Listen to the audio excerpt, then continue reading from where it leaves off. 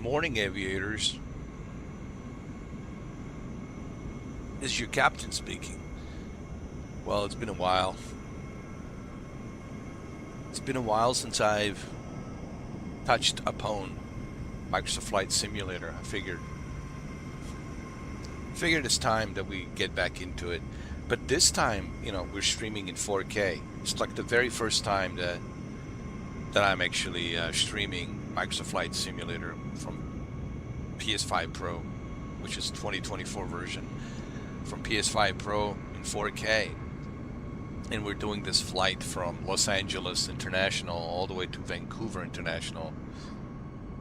We're in LAX right now. We're at the gate, getting ready, getting my coffee with me, before I actually get inside my airplane. It's a Boeing 737 MAX. It's a United Airliners livery. Actually, I've flown with United Airliners before. It was a pleasant experience. Delta, I gotta be honest, I've flown with Delta quite a lot. It's always been either United or Delta, because sometimes, you have to go, like if you want to fly to LA, I get the cheap tickets, like from Miami to Denver. I would, hop on to United Airliners. So from Miami to Denver, I would go with United. And then once I would arrive at the Denver International, then I would go and take the Delta. And then Delta would fly me from Denver to LAX to Los Angeles. Because it's cheaper that way. But I have to be honest, with Delta, I always felt when I've flown with Delta, it felt kind of like always a turbulence for some reason. I don't know why. It's just maybe the way the pilots fly, but it never felt like a comfortable flight. It always was some sort of turbulence here and there, jolting you, a constant drop. You feel that thing in your stomach when you drop a little bit. That's the captain speaking. Slight turbulence. Everything's okay. Whatever. And then we're approaching, whatever, we're approaching California, we're just past Nevada, whatever. We should be arriving shortly at, LAX. And it's always like a turbulence with Delta. That's just my experience. I always experience turbulence with Delta. With United Airliners, it was really pleasant, dude. It was very nice. The passengers were nice. The flight attendants were very nice. They would always ask you if you need something. But I never flown with the Southwest Airliners. I don't know. People ask me, have you flown with the Southwest? I never flown with the Southwest Airliners, so I really can't tell you. I never flown with the Spirit or Southwest, but I have flown with United and Delta like plenty of times. Like I said, my only complaint about Delta, it was there's a couple of things. Like the flight attendant never really, flight attendants never really they would never really approach you to ask you, hey, you want something, or here's a peanut or whatever. I would usually have to press the button, to ask for a flight attendant, like, hey, could I have some glass of water or something? And I always felt like they were kind of nitpicking whom they serve, like when they would come out with a tray, to bring the stuff. Like they would always pass me by or some other guys, and the people would have to press the buttons, hey, you forgot about me. I don't know, it's just my experience with Delta. It's not that good. It's kind of dirty. Like the planes always look kind of dirty inside. They smell kind of funky. Yeah, can I be honest? I really, I'm not a big fan of Delta. Just be honest. Sorry, I didn't have a pleasant experience with Delta. And then the turbulence was just kind of like, why is always the turbulence? Like, why are the pilots in such a rush? It's almost like in such a rush to decline, to go a little, to get there quicker or whatever. I don't know. It's like, what I mean by decline, I mean they drop the altitude really fast, and every time you do that, you start having that jolt, that jolt of turbulence. Now, again, this is just me. Maybe things have changed. I haven't been to LA in a long time. It's been a long time since I've flown. It's been a long time since I traveled. But I used to travel to LA quite a lot, and Vegas, LA, quite a lot. So I'm familiar with a flight from Miami to LAX. It wasn't a direct flight. See, that's the thing. It was Miami, Denver, and then Denver to LAX. And it usually would be United Airliners from Miami with the United all the way to Denver, and then once I get to Denver, then I hop into Delta, and then from Denver fly from Denver with the Delta to LAX. But here's the thing, it was a very short flight, because from Denver to LAX it was like 1 hour and a half, give or take. It was like very short flight, so but that 1 hour and a half was very uncomfortable, to say the least. All right, I'm sorry that I have nothing nice to say about Delta. Look, it was just my experience. Okay, maybe you guys had a good experience with Delta, but I did have a good experience with United. United was good, man. United was very nice, was pleasant. Delta felt kind of dirty, like their airplanes always smell kind of funky, like they didn't even wash it or clean it. The service wasn't all that, so I don't know. Some people say Spirit is the worst. Some people say Southwest is the worst. I don't know, like depends on each to its own, man. I can only speak from my experience, My experience was Delta was not all that great. But then again, that was a long time ago. Maybe Delta's better now. Maybe Delta has better service now. I don't know. But a lot of people complain about Delta. Like, I don't think things have changed. A lot of people complain about Delta. But anyway, that's just my opinion. All right, since we're flying.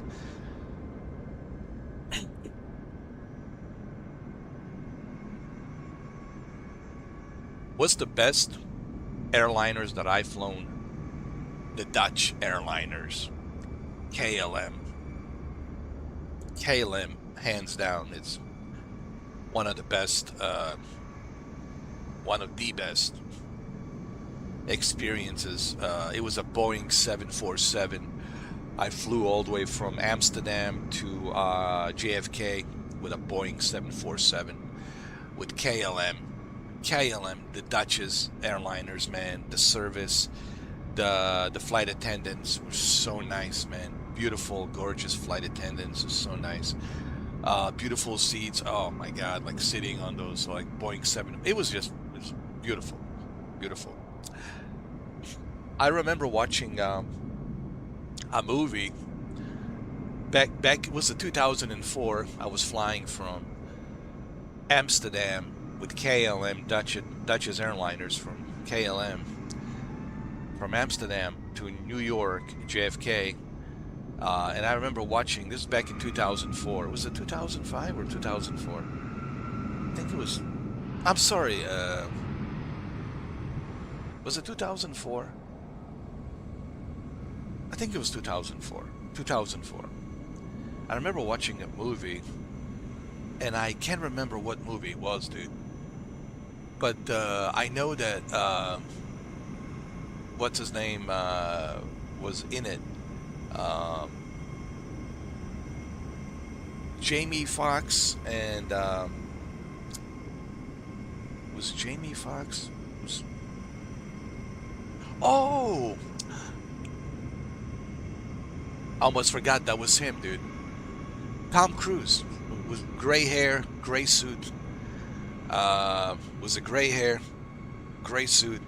I think he played a villain, like a hitman or something. Yeah. It was Jamie Foxx and Tom Cruise, and he was driving him with a cab or something to take out his targets in downtown LA. He was just driving him around, doing errands for him.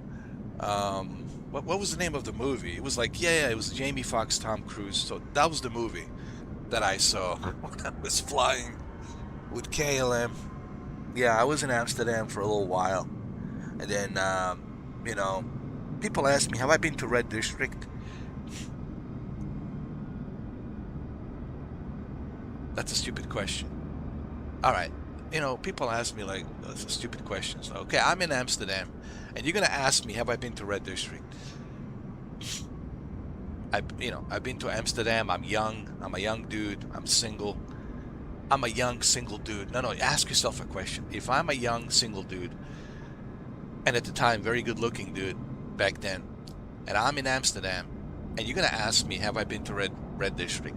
You're gonna have the audacity to ask me, have I been to Red District? I'll let you guys figure that out. Of course I've been to Red District. I've been to all of these places, man. Who hasn't? You're young, you're single, of course you want to experience everything that the life has to offer. Why decline yourself? I'm being transparent. Why decline yourself? Now, some people might say, well, that's kind of weird. Why would you go to Red District? Why not? You know, it's a place for the adults. I'm an adult doing nothing wrong. It's perfectly normal there. And I'm an adult. That's it. But yeah, I've been to a Red District. But I've never been to a bunny ranch. I heard about the bunny ranch, but I've never been to bunny ranch. In Nevada, bunny ranch, it's legal. Same thing in Amsterdam, it's completely legal. But I've never been to bunny ranch. But I've been to Red District, but never been to bunny ranch. Bunny ranch, it's in Nevada. It's probably like the only place in America that's like legal, but it's legal to a certain extent. Like it's like very tricky, dude. You know what I mean? But in Amsterdam, but here's the thing, man. My experience when I was in a Red District, it was very professional. It's not like the way people think. Like, it's not like nasty and dirty. It's very professional. There's rules. There's certain protocol you have to follow. It's not just like do whatever the hell you want to do. A lot of people get see, that's the thing. When people talk out of their ass based on what they've seen on TV versus experiencing things. You see, I talk from experience. A lot of people like to make shit up. They make a lot of bullshit, right? They make bullshit stories. They make bullshit. And then you can catch them in a lie because you've been there and that's not true. That's not accurate. Like what this person say, that's not exactly how it works.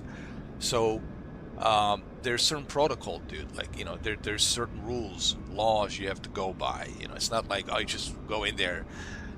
There's a lot of stuff you have to go through, show your ID, all kinds of different things, man. There's all kinds of things you got to follow through. It's not just simply, show your passport and ID and a whole thing. It's not just simply like, go in there and pay and do what you want to do. So it's professional. And I heard even in Nevada, in the bunny ranch, it's professional. There's, again, protocols, rules, laws you have to go by, you have to follow. But people like to make shit up. People like to exaggerate. I like to stick to the facts, and I would never talk about something that I have not experienced. I only speak from experience. If I talk about something, I talk about it based on the experience, the facts, not based on what somebody's exaggerating. People like to exaggerate a lot of shit. I like to stick to the facts, when I'm talking about my life experience. And I've been around the world. I've been around Europe. Amsterdam's not the only place that has these kinds of things. There's other places in Europe. Europe is a different type of a place than the West, separated by the Atlantic Ocean. It really is different. It's different in Europe. Is different in so many ways. It's like night and day difference. Like, people ask me, what's the key differences between the West, United States, and the Europe? Everything's different. Everything. I mean, everything. People realize that, yes, everything. Different culture, different everything, different way. Like, the way they live is different. The way they live their daily lives is different. The food that they eat, it's different. Everything's different. It's just different. Different lifestyle, different culture, different everything. West here, it's like it's totally opposite, right? But it should be, because it's two different things, man. It's on the other side of the planet, surrounded by two oceans, different culture. It's Western culture. And then on the other side here, you got the Europe, which is a very, very old culture. You know, hundreds and thousands of years old culture, thousands of years. So it's different. You're talking about a culture that's thousands of years versus culture that's like 250 years, right? Thousands of years, 250 years. You go to Asia, also thousands of years of dynasty of different culture. You go to Persia, thousands of years of dynasty of different culture. You go to Middle East, it's thousands of years of different. We're talking like Sumerian, Babylonian, Sumerian, civilization, dude. Like if you go to like Middle East, Iraq, it's like a Sumerian like goes back to Sumerian civilization. You go back to Persia, it's like a Persian empire dynasties. So it's two different things. United States, it's a 250 years. It's still very young, but very powerful empire. But it's different. Like United States different than Europe. It's two different things. This is why people come here, because it is different. It's different because of our amendments that we have. First Amendment, Second Amendment, all these amendments. It's different. You don't need a passport to travel through the states. In Europe, you need a passport. To travel, unless it's part of the European Union. Now it's changed. Some of those countries in Europe, they're part of the European Union, and if they're a part of the European Union, then you don't. But you still have to show the passport. Actually, you still have to. Actually, when I spoke to my cousin, and he says you still have to show the passport. One way or the other. So even though you're part of the European Union, some of these countries are part of the European Union, called the EU, European Union. You still have to show, obviously, the passport, but it's different. There's a lot of nationalism in Europe. And before I get off the subject, Europe, it's very nationalistic. How do I know that? Because I grew up there. I was born there. It's very nationalistic. Like there's a lot of national pride. We're Italians, we're French, we're Belgians, we're Swedish. We're Dutch, or we're Germans, Germanians, we're Portuguese, we're Spaniards, we're Spanish. It's a mixed bag of nationalism. There's a lot of national pride, in there, and you certainly feel it. I felt it when I was there. And you certainly experience that. For those of you who live in Europe, you know exactly what I'm talking about. So Europe, it's different. I just want to get off the subject pretty quick, because people have asked me this, like, what's the difference? It's night and day difference. Europe and United States, it's like two different things, dude. It's like night and day. The culture, everything, night and day difference. It's two different things. Now, if you've been to Europe, and if you live there, and you live both the United States and Europe, which I have, then you'll know what I'm talking about. If you travel the world, if you've been around the world, you'll know exactly what I'm saying. But Europe is different, absolutely. There's no question about it. Everything about the Europe is different. Especially you look at the Netherlands, you look at Amsterdam. It's like a totally different vibe, dude. It is beautiful. Listen, Amsterdam's beautiful. One of the things I like about the Amsterdam is that a lot of people are using bicycles. I didn't realize that, but a lot of people ride bicycles, and I love the rivers that it has around it. Beautiful rivers, and they have these little boats, like a taxi boats on the river.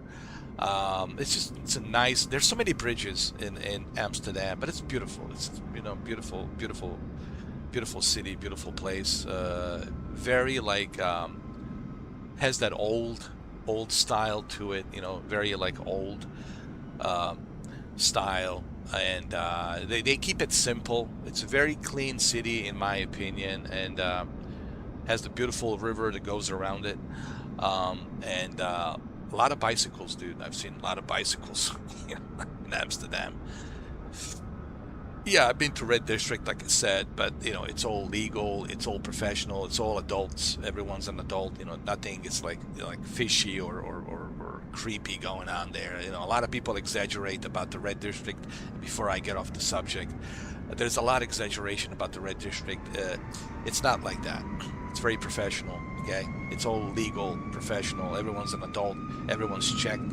Everyone's tested. It's not like, oh, you know, like some sort of a whorehouse, like a rundown whorehouse you walk into. You know, it's not like that. It's very legit. You know, but people like to. Now, this is when I was younger, obviously, when I was in my 20s. But people like to exaggerate a lot, you know, and I can catch people in the lie when they talk about red district. Like, there's a lot of bullshit there. People exaggerate, make up stories to like, I don't know, to get some attraction. It's not like that. People who have been there, they know that it's very professional. Okay, and you know, but people like to exaggerate a lot of things. I don't exaggerate. I just stick to the facts, you know.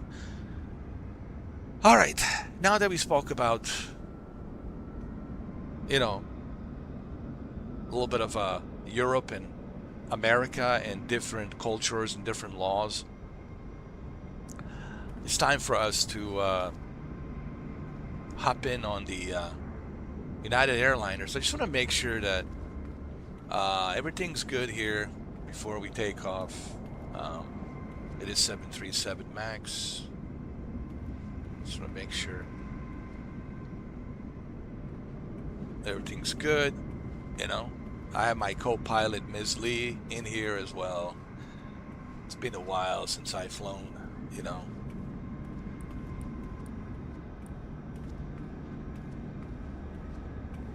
There's my name, Mr. 4K. This game looks absolutely gorgeous on PS5 Pro. Absolutely gorgeous.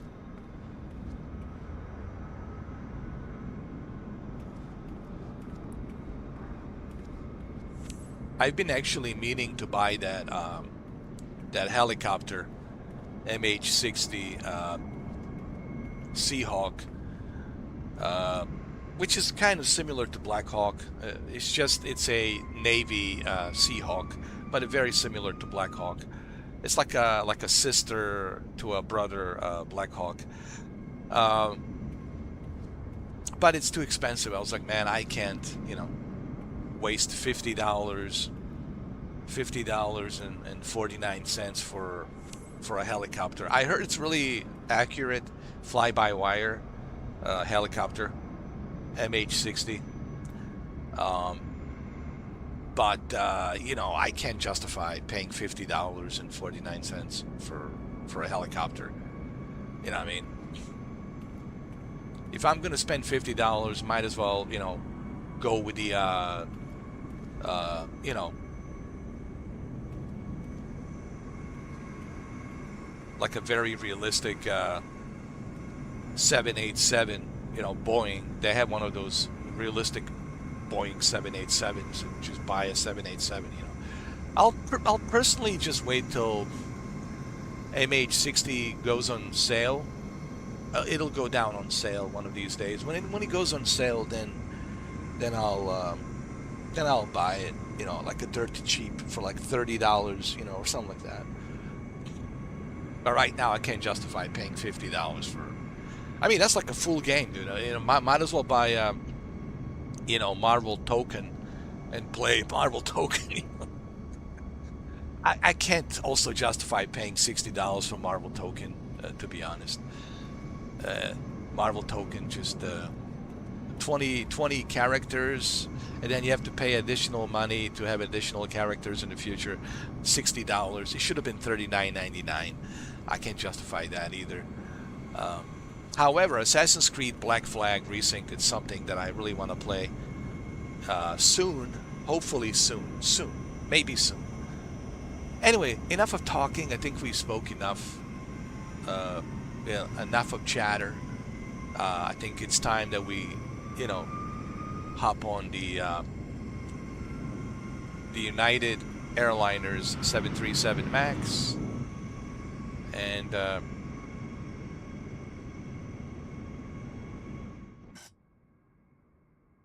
my co-pilot is here. Okay.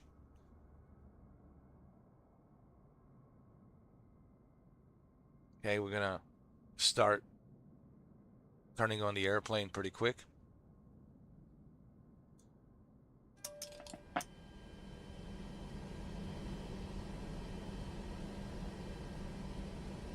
There she is.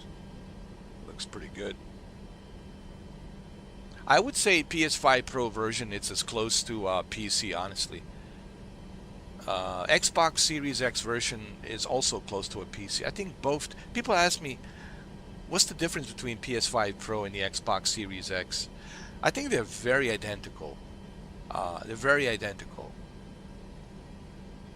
The only thing that I noticed about the PS5 Pro version, when it comes to like the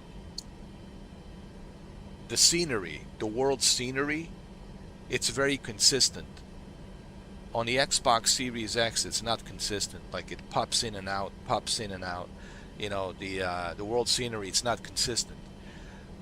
On the PS5 Pro version, the world scenery is very consistent.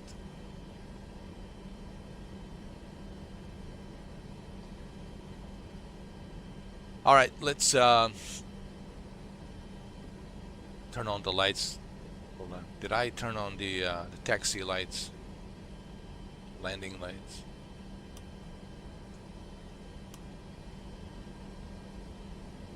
I'll turn on all these lights. Back seat. Okay.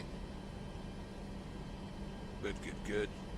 All right, so what's the first thing we need to do? Let's load the passengers, huh? Let's do that. Why don't we load the passengers? Let's get in touch with the ATC, which is the air traffic control.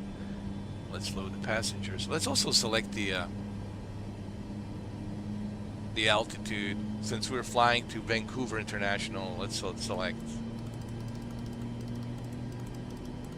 Let's say 19,000 feet, which is fine by me. I don't know. Yeah, 19,000. Yeah, right about that. 19,000 feet. All right, let's. It's my co-pilot. Okay. Let's get in touch with the ATC.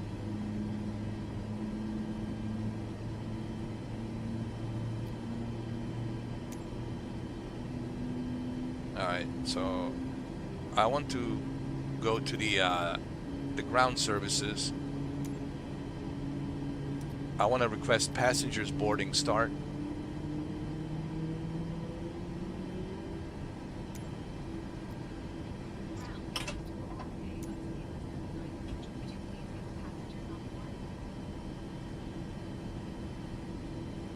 There we go.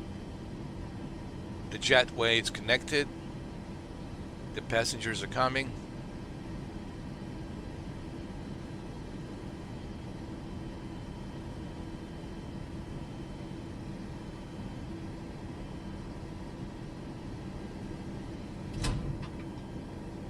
You can hear them.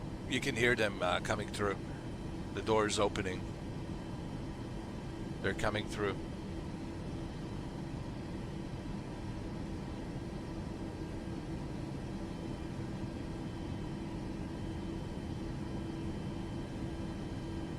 Okay, let's wait for them to get inside.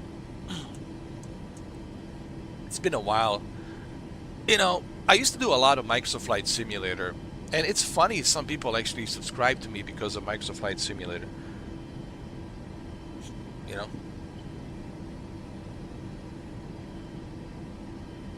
Maybe that's what I should do, just play Microsoft Flight Simulator and fly around. No, I think people want to see me play Assassin's Creed Black Flag Racing so badly.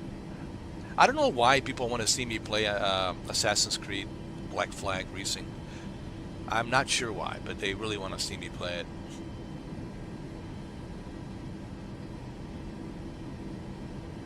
Maybe because they never seen me play it, maybe that's why. But I did play it actually, the old version, but not the new one. But I never finished it. See, that's the thing. I never finished the Assassin's Creed Black Flag Briefing. All right, let's request passenger boarding stop.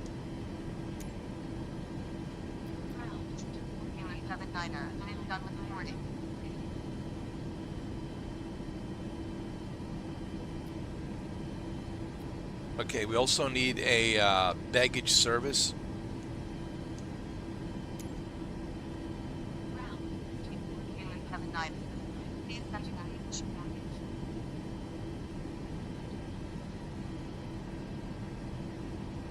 You guys want to see the baggage? I might have to exit out of my, hold on. I have to exit out of my plane really quick so you can see the baggage. It does show up actually.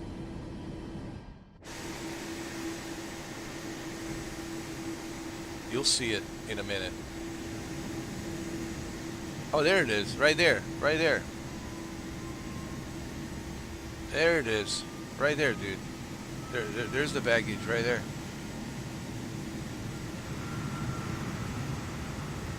This is so realistic. There's the baggage right here. It's right here.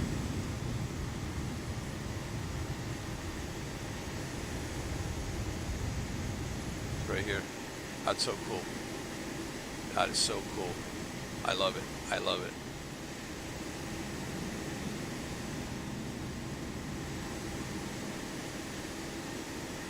See, there's passengers in there. They're already there. You can see them inside. That's so cool, dude. Let's take a screenshot. That is so cool, dude. Such a beautiful plane. The blue and white. I really love this. Like I said earlier, I had a very pleasant experience with flying with United Airlines. Should we say hello to our passengers? Okay, they got their luggage. It's all there. Let's say hello to our passengers. Okay, Ms. Lee. Do you need some light, Ms. Lee? Hold on. I think she needs some light. Where was it? Was it right here? It's okay, I'll give you some light. It's alright. It's alright.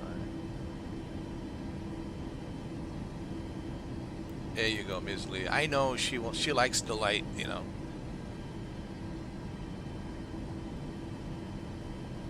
See, I can see you better now, Ms. Lee. There you go. You got some light. You got some light. You need more light? Okay, okay, okay, okay.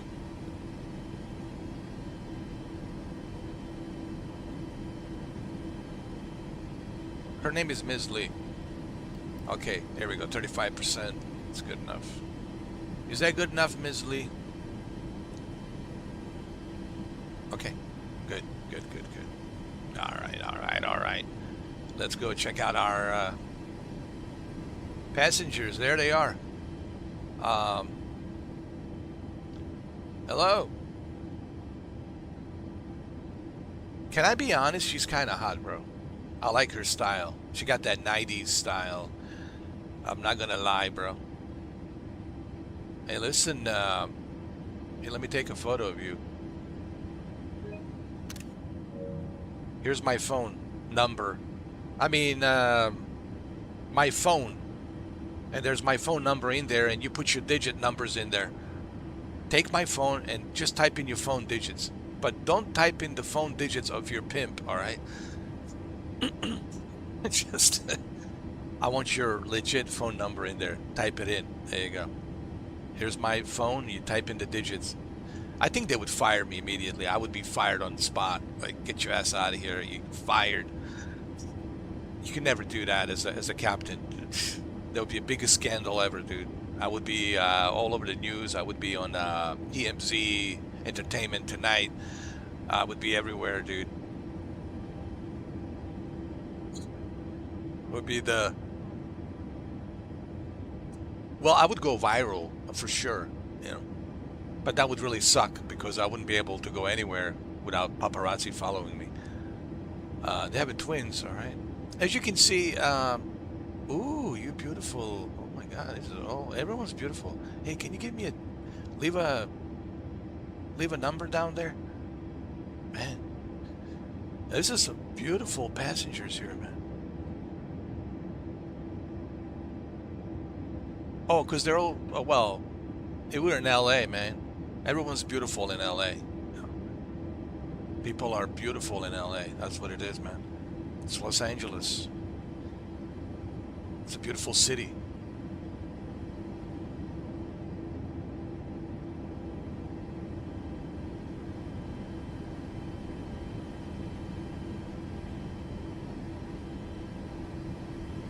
All right, so that's passengers. They're in there. Everybody's in. Okay. Let me look at my flight planner. Okay, this is all on. Listen, I'm using a controller. Okay, now there is a hottest flight stick, either 4 or 5. There's a new one as well. They have a new one. It looks like all white and has like a little bit of like white and black. There's some black livery around it, but it's mainly white and has a black livery around it, like on the grip and on the thruster, like white and black. It's the newest edition. I would honestly suggest that you go purchase the hottest flight stick. It's certainly worth it. I think they have it on Amazon. It's certainly worth it. Me personally, I don't need it. I'm used to using a controller, but if you want like the most accurate experience, I would certainly suggest Hottest. It's only like $100, dude. It's Hottest T-Flight 5. All right.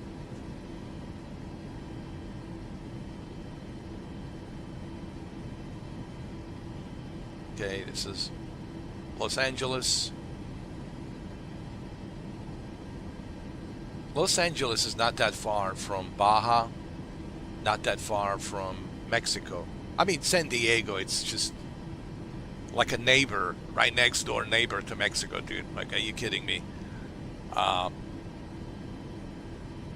the thing about San Diego, it's a city that's on a border to a very dangerous city, Tijuana. And Tijuana is very dangerous. A lot of cartels there, very dangerous. A lot of crazy shit happening there. So, you know, San Diego, it's right there on the border of Tijuana, dude. You know, and Los Angeles, of course, is not far from San Diego, very close to each other. But if you're in LA, you're pretty much next to Mexico. You're like literally you're in Mexico, honestly. Literally, you're in Mexico, bro. Literally, you're in Mexico. You know, I mean, even the name Los Angeles, it's, you know, it's a Spanish name, Los Angeles. You know, there's a lot of Spanish names in California.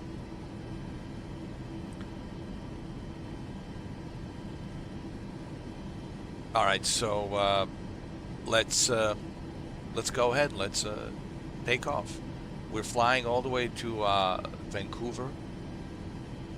We're going to Canada, Vancouver, Pacific Northwest of Canada, Vancouver, which is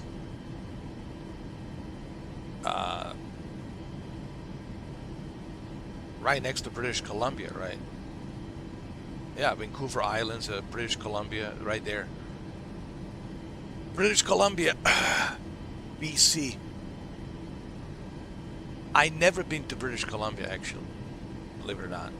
I would love to go to British Columbia, but I heard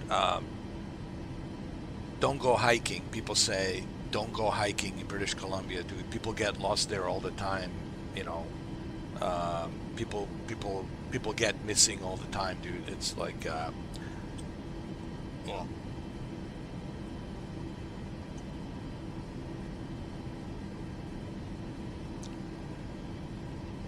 People need to understand something when it comes to like hiking in forest.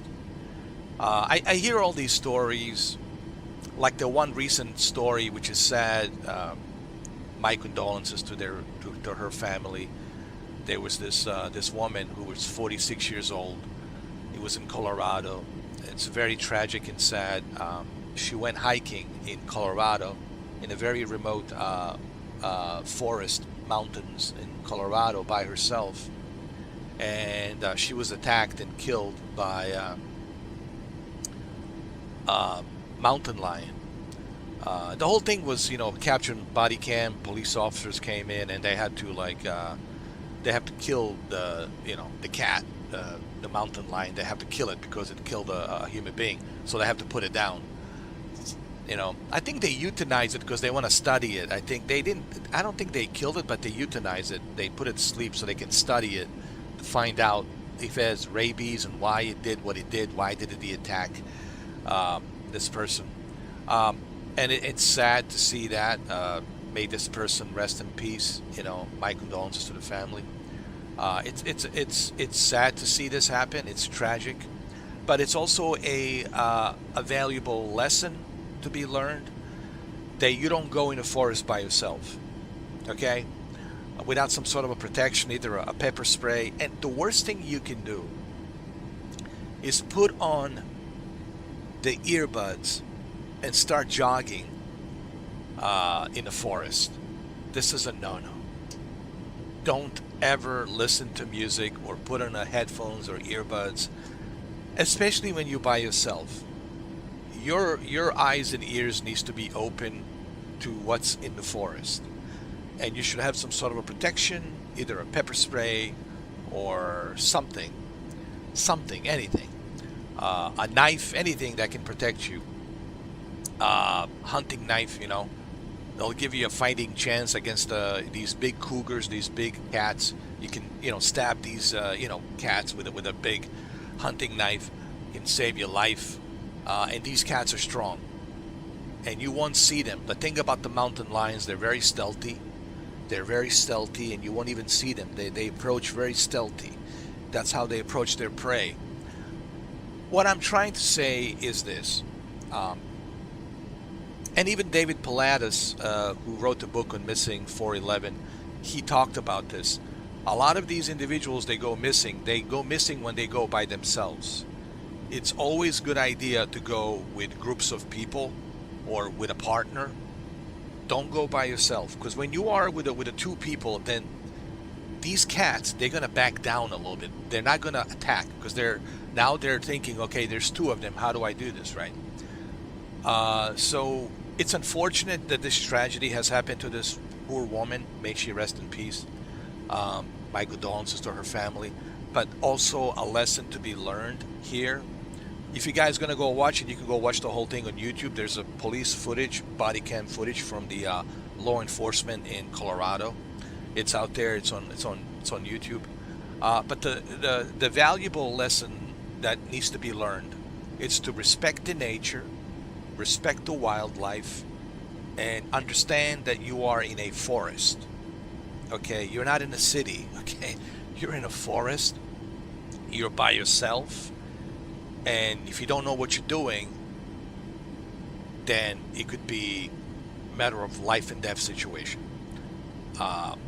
Guys, be smart, do some research. If you want to go hiking, but be smart about it. People need to respect the nature. You have to understand you are in the wilderness. You're not in some sort of a park, like in a city park or whatever. You're in the middle of nowhere out there in the wild, okay? And there's all kinds of predators, all kinds of animals out there that will attack you if you're not paying attention. Even a black bear can march in. Then you got grizzly bears. I mean, Jesus Christ! Imagine what a grizzly bear will do. Pack of wolves. The bite of one gray wolf, man. That's it. You're done. Did you see their fangs? Their canine fangs. One bite of that force of the canine of a wolf, gray wolf, you're done. And they go straight for the neck, and you're done. Same thing with these mountain lions, straight for the neck, and that's it. They break your neck, they spin it, and then they got you. That's what they do. They bite, and then they break your neck. Guys, you have to do some research. You have to respect the nature. Don't go by yourself. Go with groups of friends, groups of people, and for the love of God, don't put on the earbuds. Don't listen to the music while you're jogging or hiking. That's a no-no. So, guys, when it comes to hiking, be smart. Okay? Be smart and respect the nature, respect the wilderness. All right. I used to live in the mountains. Okay, in Adirondack area. I used to hike Mount. What was it? Mount Hurricane. I used to go to Mount Hurricane. They call it the Mount Hurricane because when you get to the top, it's like the eye of the hurricane. So I used to go to Adirondack Mountains. For those of you who live in Adirondack, you know which mountain I'm talking about, Mount Hurricane. And I also used to climb. I used to go hiking on Whiteface Mountain, which is right next to Lake Placid. I used to spend a lot of time in forest. So, guys, but I never did it by myself. I did it with groups of people. I was with someone. Okay, and we had some sort of protection, pepper spray, hunting knife, etc., etc. We never went in there unprepared. We went in there prepared and smart. Guys, you have to respect the nature. And I don't want to spend too much time. The only reason I mention this is because of the tragedy that has happened this year in Colorado. This poor woman got attacked by a mountain lion and she died, unfortunately. May she rest in peace, and my condolences to her family. But the lesson that needs to be learned here is be smart, okay? When you go out there hiking, especially for the younger people, all right? When you go out there hiking, you have to respect the nature. Same thing here in Florida. All of these gator attacks. Well, listen, there's plenty of gators in Florida, okay? And don't go swimming in the water in Florida, because there's always gators. You don't see them, but they're underneath. They're waiting for you. They're waiting for you to jump in. If you don't believe me that there's a bunch of gators underneath the water, do a test. Use a stone and drop a stone in the water, and you'll see a big giant gator come up with his big jaws. You know, the dinosaur jaws. There's always gators in the lakes, in Florida. Guys, common sense. Guys, use common sense. This is, the common sense is something that, and it's a shame that people don't have that these days. Common sense is something that it should be part of your DNA. You should be part of your like a basic human necessity, right? That should be there all the time. Like, use common sense.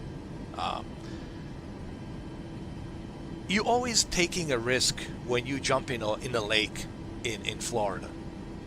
Same thing in rivers in Australia. If you go to Australia, they get these saltwater crocodiles. You're taking a risk. There's always a risk that you're taking. So guys, you have to respect the nature. Okay, you have to respect the surroundings of where you live, where you are. You have to respect the nature. The minute you stop respecting the nature, that's when it bites you in the ass, is because you don't respect it. So you have to respect the nature, man. But this comes in with educating yourself, being smart, and using common sense. Why I never get attacked by an alligator, why I never get attacked by a mountain lion or a grizzly bear or any of this shit. Why it never happened to me? Because I'm smart.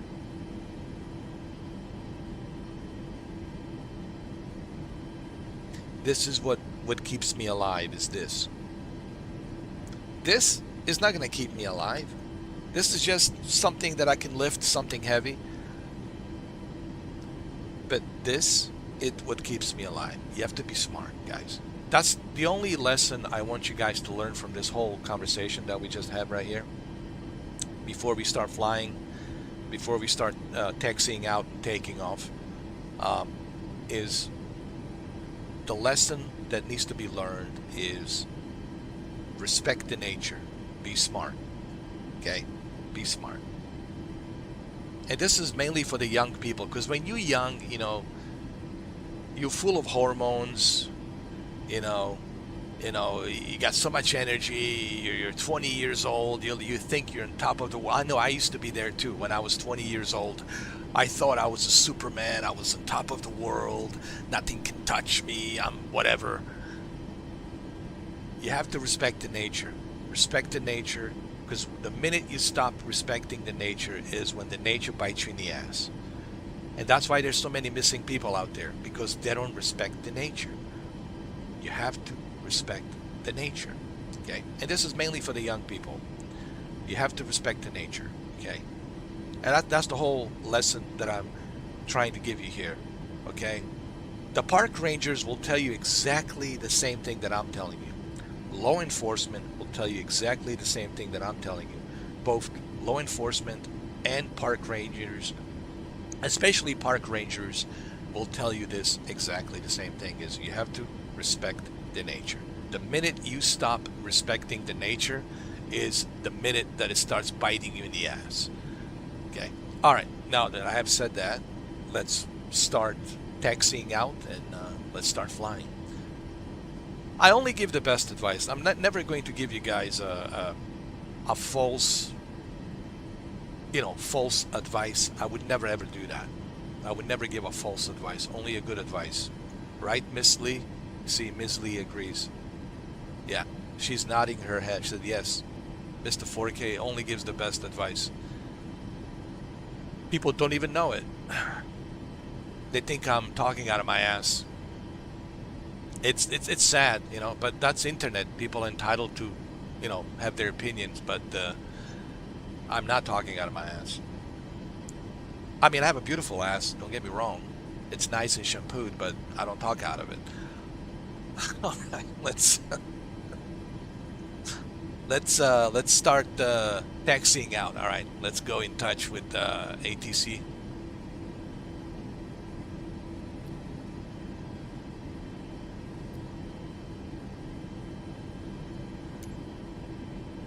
Okay, we already got the passengers has already boarded up. The baggage is here. Let's go back to clearance. Okay, let's go to the ground services.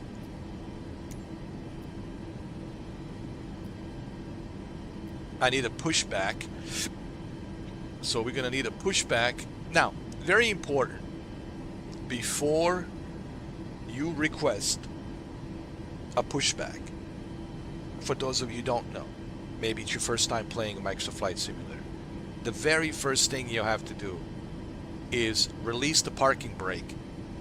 You cannot receive a pushback if you don't release the parking brake. So, rule of thumb number one, you have to release the parking brake before you request a pushback. Okay?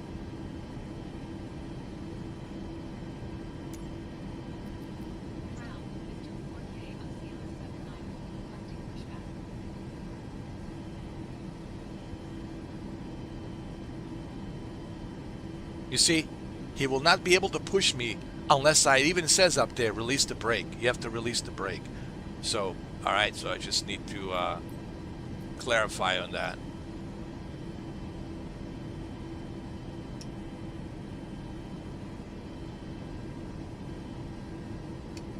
Hold on.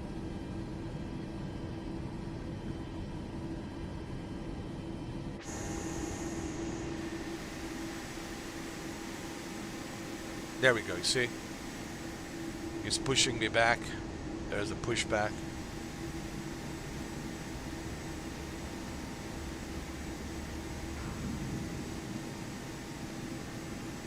Steer to the right. Okay, we need to steer to the right. Steer to the left, actually. Steer to the right, actually.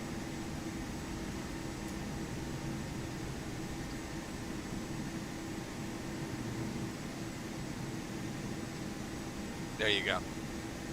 No. Why did I say right? I wanted to say left, but that's okay. That's fine. It's okay. It's fine. It's all right.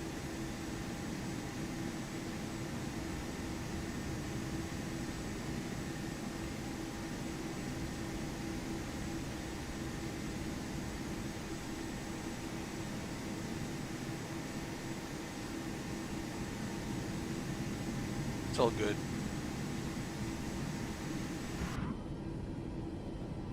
It's fine.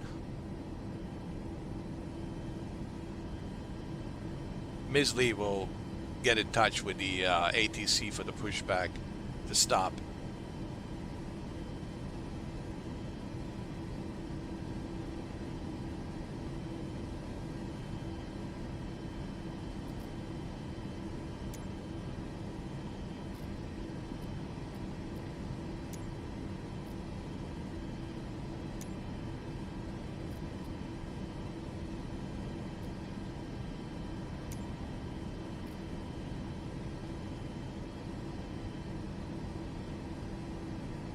Yeah, I think we're good to go.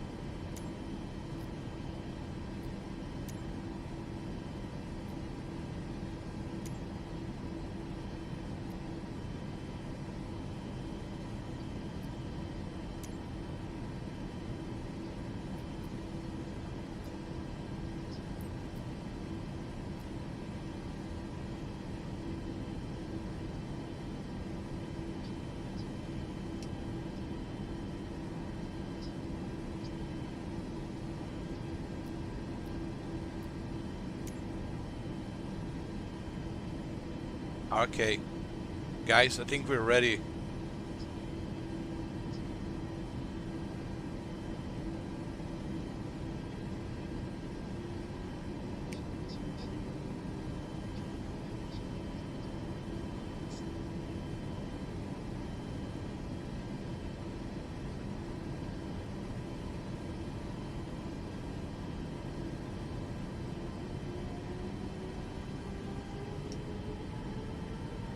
Here we go, guys. We're ready.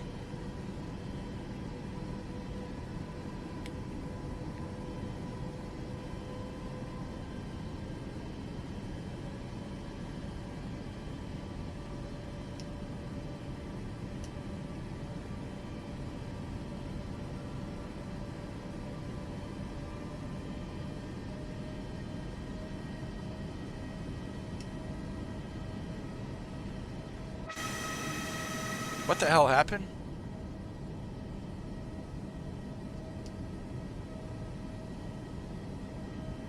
My parking brake does want to release.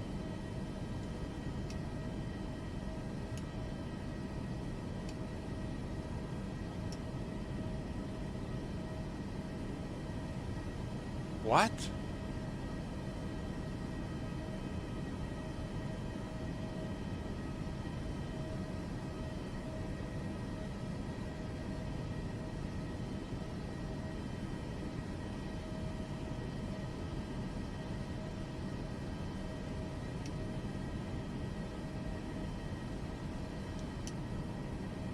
No, it doesn't work. What happened here?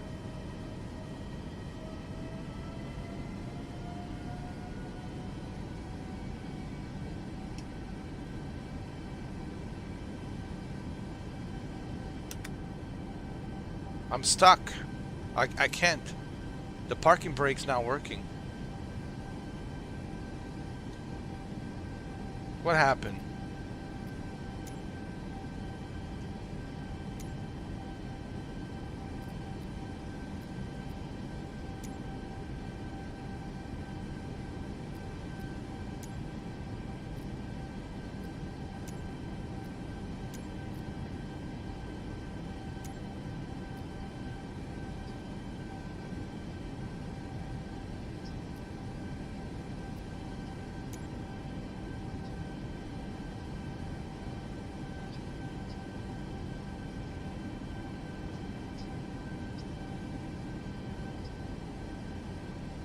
Hold on, let me turn off the airplane. Hold on.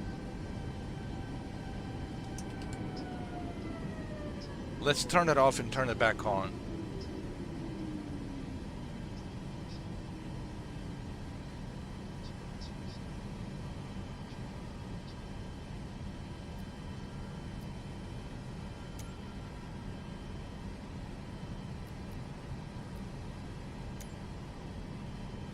Oh man. Is there a glitch? We got a glitch?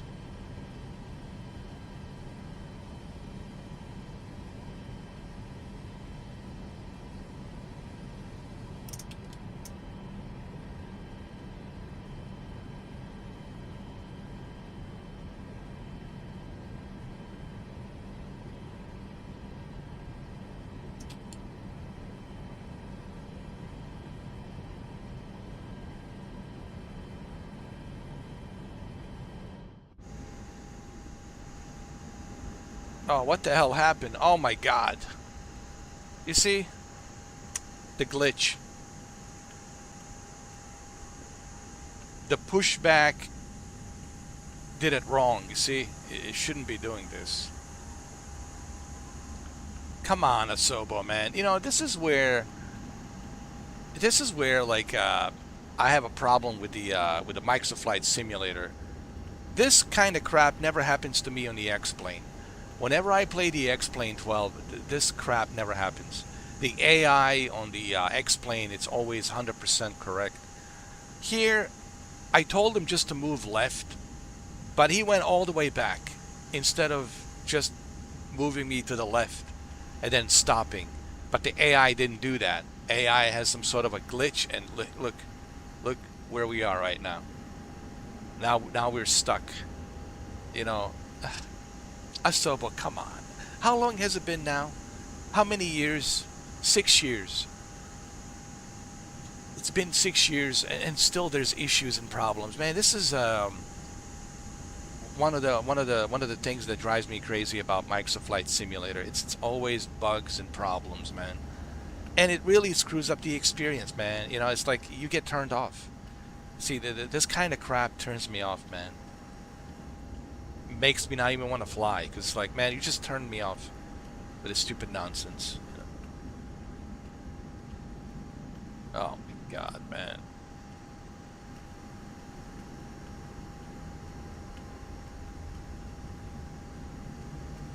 Look at this stupid nonsense.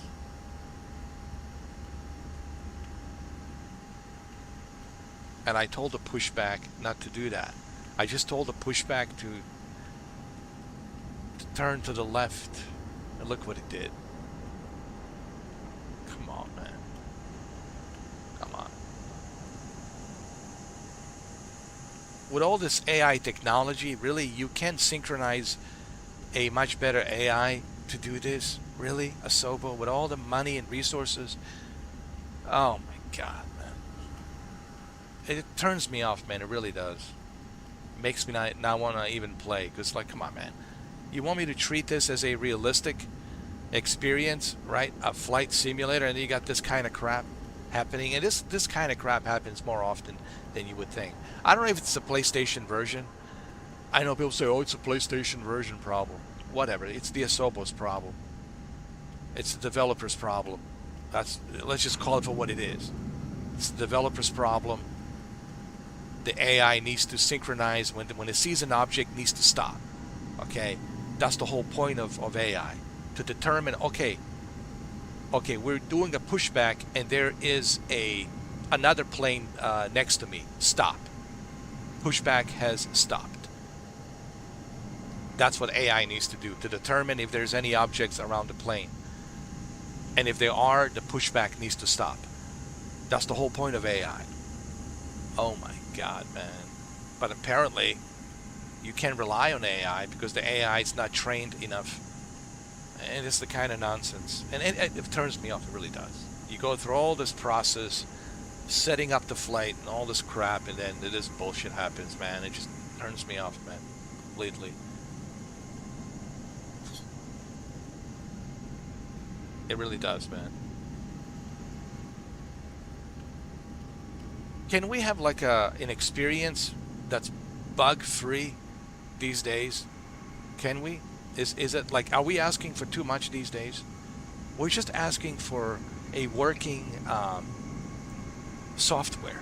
We paid hard-earned cash for this. Okay, this is not given for free. Okay, and I don't understand these developers, man. They act as if this is free. It's not free. People spend a lot of money on this, and they expect you to create this to be working. Okay, if you pay somebody to do something for you, you expect them to do their job. Same thing here. We're paying you hard-earned cash. We expect you to do your job and to make this thing work. I mean, you're part of a giga-trillion corporation called Microsoft. Plenty of resources, plenty of AI that you can implement here. This doesn't need to happen. This shouldn't be happening. And this shit kind of turns me off, dude. I have to go start all over again, waste my time, and we could be up in the air already flying, but no, we have to do the scrap again because the stupid AI, it's not trained enough.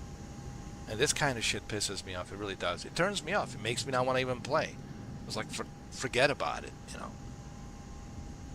People talk a lot of shit about the X-Plane 12. Don't talk shit about the X-Plane 12. I know it's only on PC, but on X-Plane 12, this shit doesn't happen. How do I know? Because I've been using X-Plane 12 for many years. And X-Plane 10, and X-Plane 11, and X-Plane 9. I've been using X-Plane for a long time, so guys, don't talk shit about the X-Plane, alright? You don't know what you're talking about. This shit never happens on X-Plane 12, alright? And they're a much smaller company. Yes, they're based in Seattle, but also much smaller company versus Microsoft, big juggernaut, big corporation, and then this shit happens, man. No excuse for this. No excuse. Especially for a big corporation like Microsoft, no excuse for this. Okay, you got plenty of resources, and you've been doing this for how many years now? 6 years, and you still have this kind of garbage happening, man? Come on, man. No excuses. Not when it comes for like a big corporation like this. You've been doing this for 6 years. You got unlimited resources. No excuses. This shit should never happen. Okay, this is very expensive. People spend a lot of money on this. Okay, a lot of money on this software, which is super expensive. And on top of it being super expensive, they also spend a lot of money buying the add-ons and the airplanes. Okay, all that shit is super expensive. People expect this shit to work. Alright? Come on, man. Give me a break, dude. No excuses. No excuses. None. Zero. I don't want to hear it. I don't want to hear it. Tired of excuses, man. If you're a small company, okay, fine. I understand. I get that. I understand that. But this is it's a big juggernaut of company, and they're still making excuses. Every time you watch their presentation, oh, we're working on it. Yeah, we know. We heard people complaining about this. Yeah, people shouldn't be complaining. You're a multi-giga-trillion-dollar corporation. You have unlimited resources. You've been doing this since 2020. Since 2020, Microsoft, you've been working on this software. And it's a super expensive software that has super expensive paywall behind it. And you're still having these issues. You're still having these problems. No excuses. No, none. Zero. Especially when it comes to a big corporation like this. This needs to be perfect. Perfect. Perfect. Yes, the word perfect. This game needs to be perfect by now. With all the patches and updates. How many updates you have? Update 6? This needs to be perfect. Perfect. No excuses. I don't want to hear it. Come on, man. Now I have to restart the whole damn thing, man. So annoying. Right, Ms. Lee? Let me tell the passengers. Hold on. What the hell happened? Where's the lights?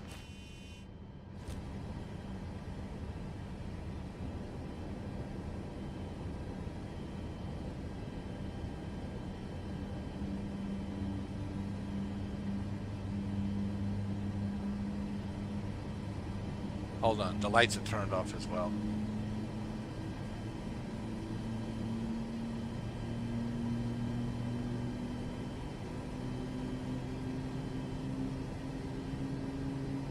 I'll try to turn on this plane again.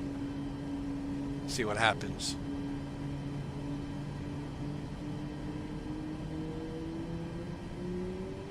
See if we can take off.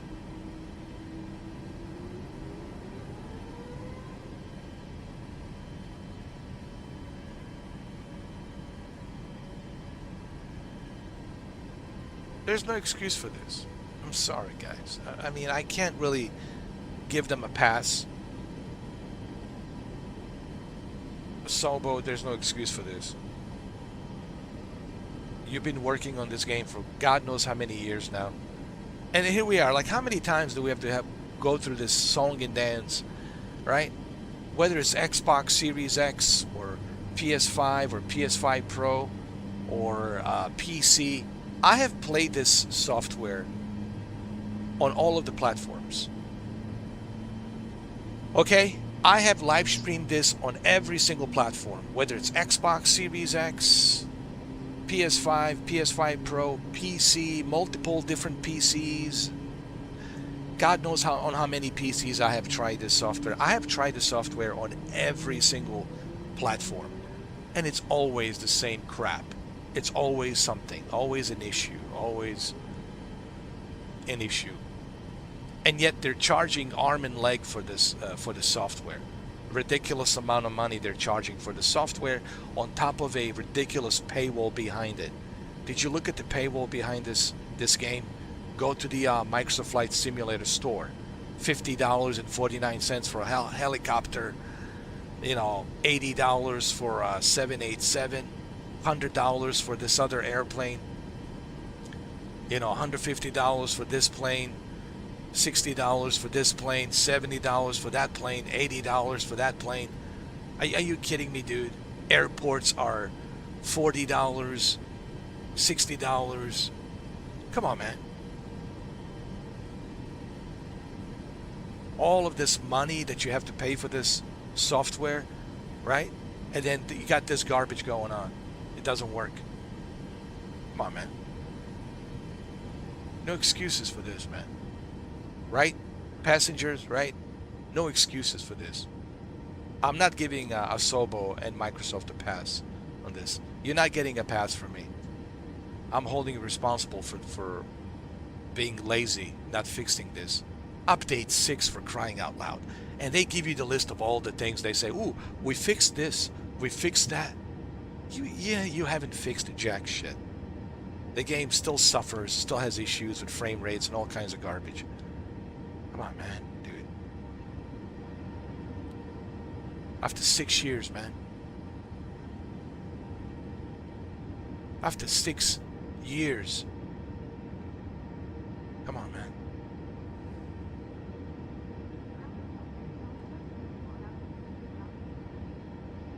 It turns me off. It makes me not want to play.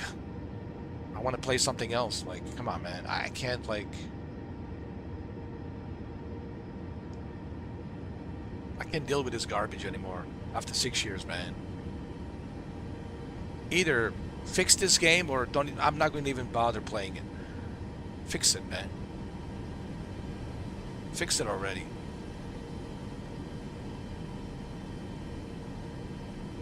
Let's see if it works.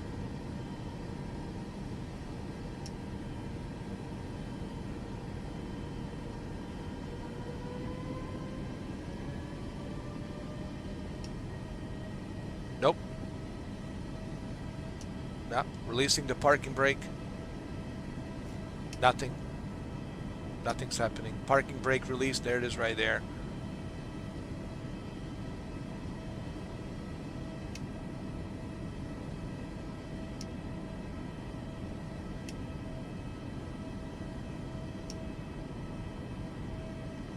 Parking brake released. Nothing.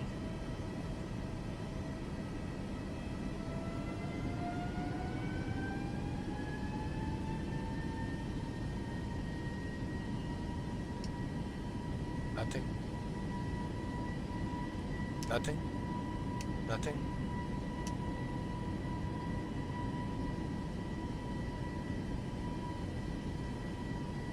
Wow.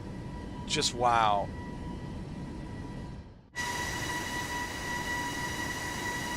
Just wow. Pushback. Yeah, the pushback. The pushback brought me all the way up here. And now I'm stuck here. A stupid AI pushback. Instead of turning me to the left, facing the runway, taxiing to the runway, right?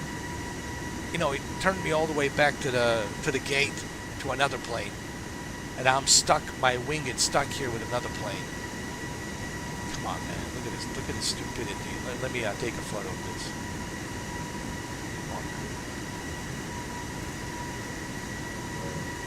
I'm sure you guys will understand my frustration. This game. Everybody's praising this game. And everybody's talking shit about the X-Plane 12. Don't talk shit about X-Plane 12. X-Plane 12, it's the master of the flight simulators compared to this, man. Yes, I know it's only on the PC, but this kind of shit would never happen. Except here, on this game. I don't know, man. Why people talking shit about X-Plane 12? You should talk shit about this game. This is the one that needs to be talked shit about. You know? Fix this game already, man. After 6 years. I'm gonna die of old age. And they're gonna be update, I don't know, update 1000. Hey, this is update 1000. And I already passed away. I died of old age. And there's still issues and problems. This game, this software.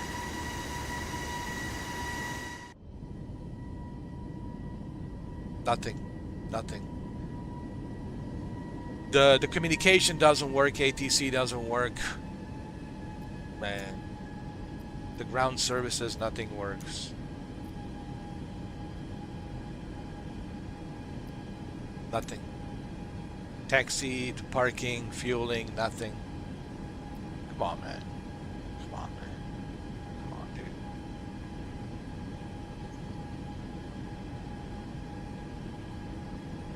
Man.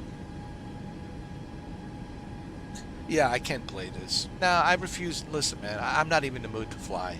I really wanted to fly from LAX to Vancouver, but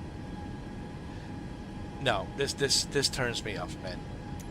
You know, this kind of garbage turns me off, dude. I don't care. I'm turned off. I don't care. You know. Come on, man. Fix this game, all right? Fix it. Fix it.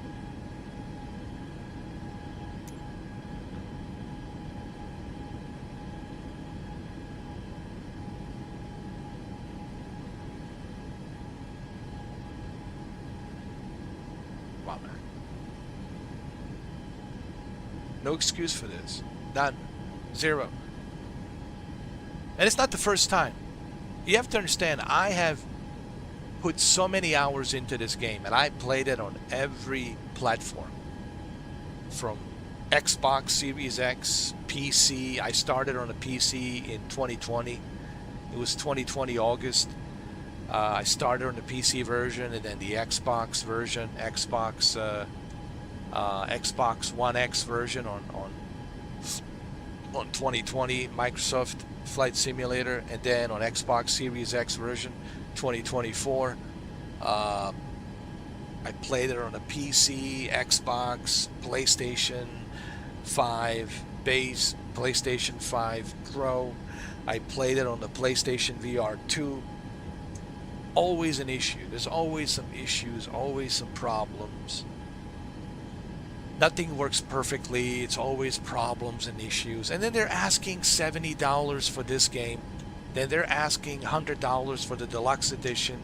And then they're asking $50.49 for, you know, a helicopter, a lousy helicopter, $50.49. Are you out of your mind? And then they're asking, you know, $80 for a 787 Boeing.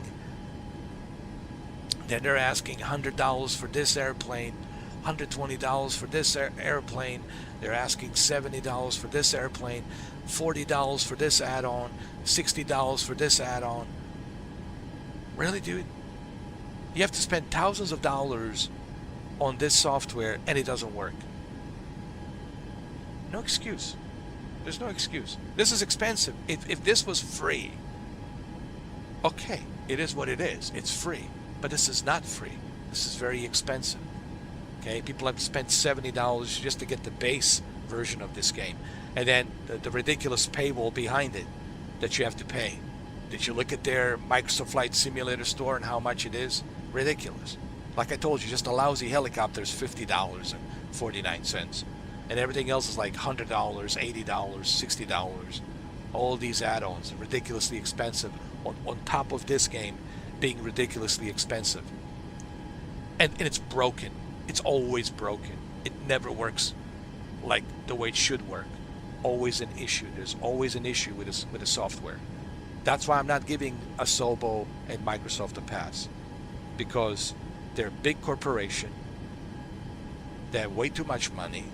They have way too much resources. And on top of that, they're being very greedy.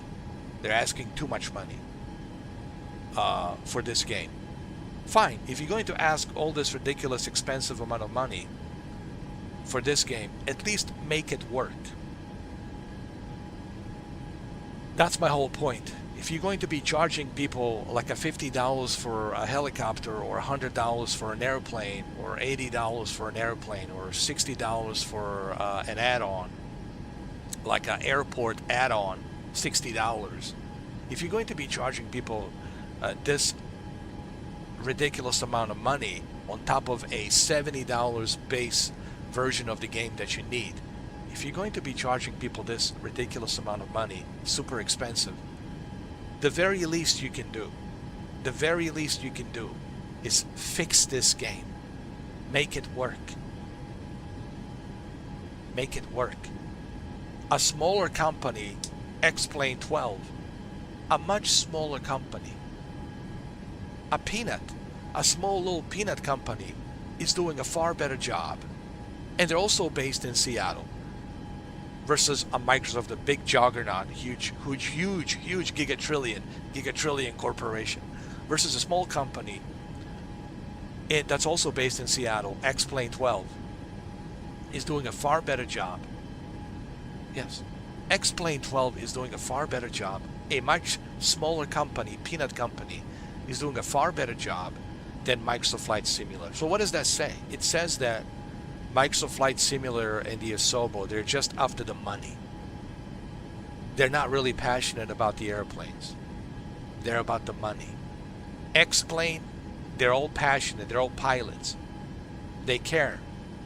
Like Digital Combat Simulator, they're passionate about the military simulation, right? So they create realistic, passionate modules of F-18, right? F-14 Tomcat, F-16 Viper, the Apache Longbow helicopter Apache, right? They call it Longbow Apache. They're passionate about what they're creating. That's Digital Combat Simulator World, DCS. Yes, it's expensive, but you're getting a realistic working game, because the person behind it, who's the founder of DCS, it's passionate about bringing you a realistic military experience of flying from the Air Force and Navy. So same thing with the X-Plane. They're passionate about commercial flights, commercial airplanes, and private airplanes like Cessnas, right?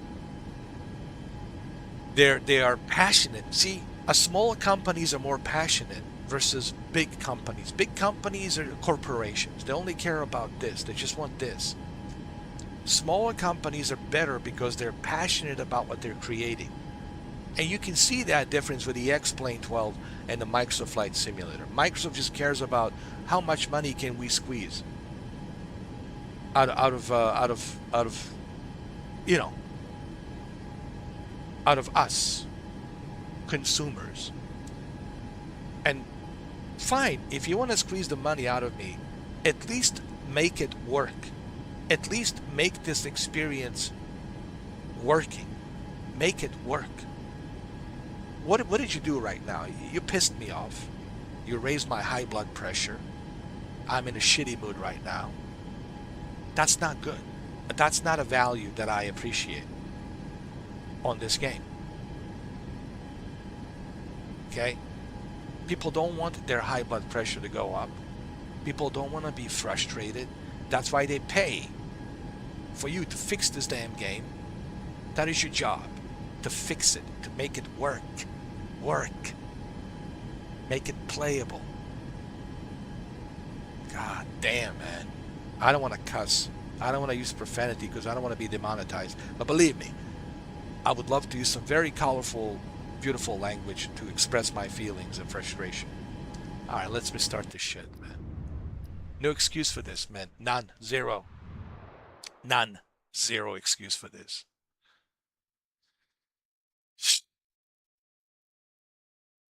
Zero excuse for this nonsense, man. Fix this shit. Update 6. What about update 7? Is that your last update for this year? When is it coming out? October? That's it.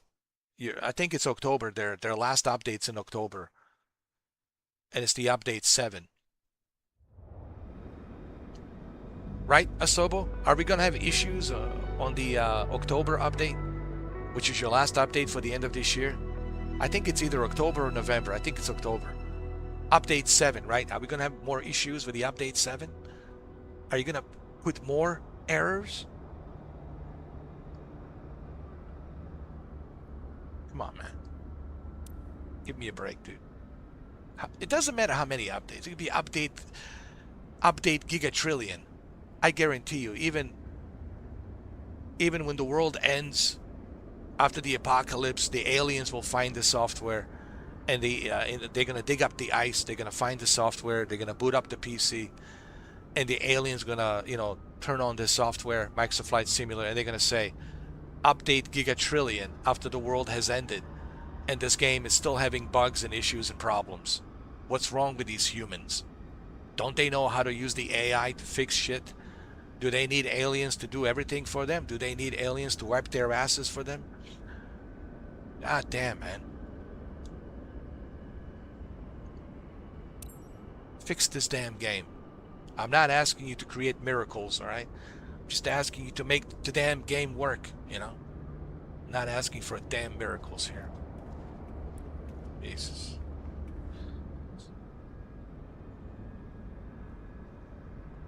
Damn. That pisses me off this early in the morning, man. 5 o'clock in the morning and pisses me off like this. Yeah, it's 5 in the morning.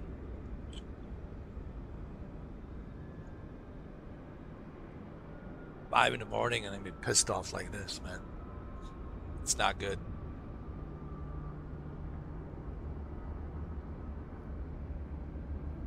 Oh, man. Oh. It's 5:05 a.m. I mean, in Los Angeles, it's 2:05. 2 a.m. in 5 minutes. It's 2:05. 2:05 in LA, 5:05 here in Miami. I think it's 2:05. Yeah, 3 hours difference. 2:05. 2 a.m. in 5 minutes in Pacific time.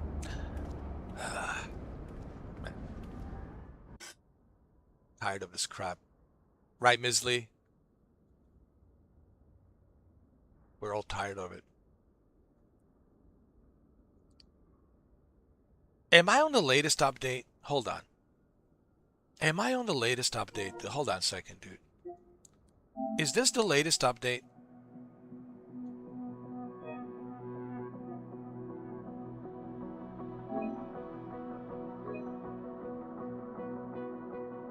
The game or app you have installed is the latest version. Okay, so we're on the latest update. You see, this is what I'm saying, man. See, this is what I'm saying. You guys understand my pissed off frustration.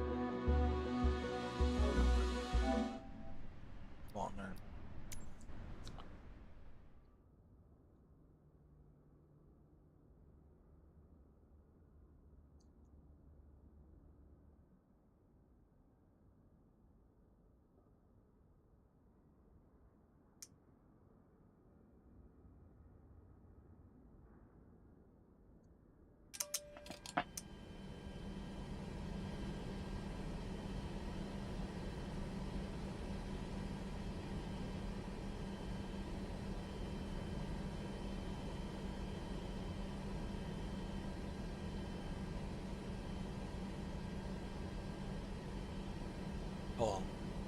Let's board the passengers. We have to do this again. What happened?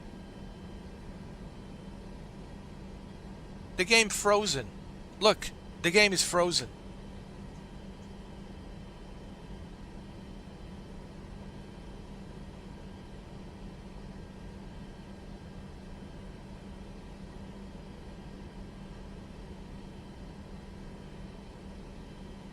Look, nothing I can do. Nothing. Look, nothing. It's frozen. Look.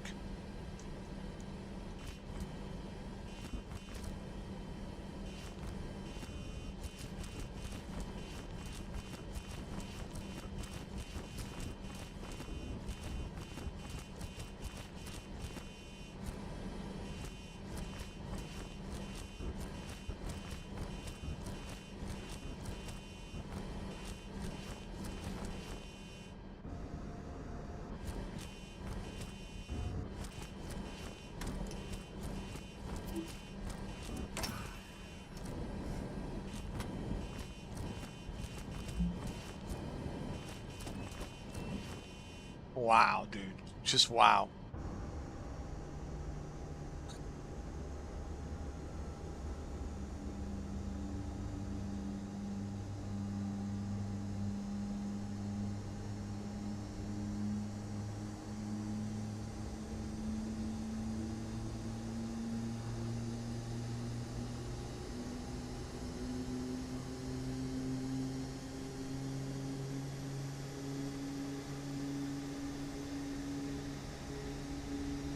Broken ass game. Update 6. Yeah, update 7 will be even more broken. Broken ass game, dude. I can't support this. I'm sorry, dude. It's not bad enough. Everything's super expensive. But then you have this broken crap. I think I'm done with Microsoft, man. Come on, man. Microsoft Flight Simulator. Come on, man. After 6 years, man, I think I've seen enough. I'm done with this bullshit, bro. They don't know how to fix this game, dude. They just don't know. They don't know what the hell they're doing. Maybe they need to hire a different team. Maybe Microsoft needs to fire a Sobo and hire a different team. Seriously, hire a different team, dude, of specialists who will use the AI and synchronize this properly. Come on, man. Come on, man. Come on, man. But kiss my ass. Kiss my ass. It's not bad enough. It's super expensive. You got the paywall behind it, and this garbage is broken. After 6 years. 6 damn years. 6 goddamn years. Broken trash. Diarrhea. Toilet trash filled with diarrhea and shit. Of a broken ass game, dude. But they want more. They're always asking for money. Give me more. Yeah, give me more. You want money? Fix this damn game. Come on, man. No passes, no excuses for this bullshit, bro. They need to be held accountable for their shitty ass game, dude. Shitty ass experience. Always broken. And it's not just a PlayStation. It's everywhere, dude. It doesn't matter, dude. I have receipts. Here's the thing. I have receipts on this software. No one has used this software more than me. I have receipts, proof and receipts that I can prove it. How many times I have live streamed this game, how many times I've been streaming it and playing it, and how many times I've experienced problems. And I've used it on a PC with a 3090 Ti, with a 3070, with 4070. I use it in various different PCs and gaming laptops. I played it on the Xbox One X. I played it on the Xbox Series X. I played it on the base PS5. I played it on the PS5 Pro. I played it on the PlayStation VR 2. I have played this on every single platform you can think of. Always an issue. Always.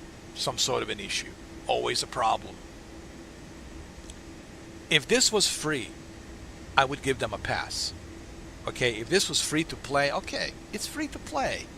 Relax, Mr. 4K. But this is not free to play. See? I have every right to be bitch and moan about it. I have every right to act like a Karen, like a male Karen, because it's justified. Okay, this is my ranting and me being a male Karen. It's justified because there's no excuse for this, because this is not free. You pay a lot of money for this. Okay. Okay. All right. It's not free. If it was free, fine. I get it. It's free. It is what it is. But this shit is expensive. And no excuse for this. None. Zero. That's why I don't give Asobo a pass.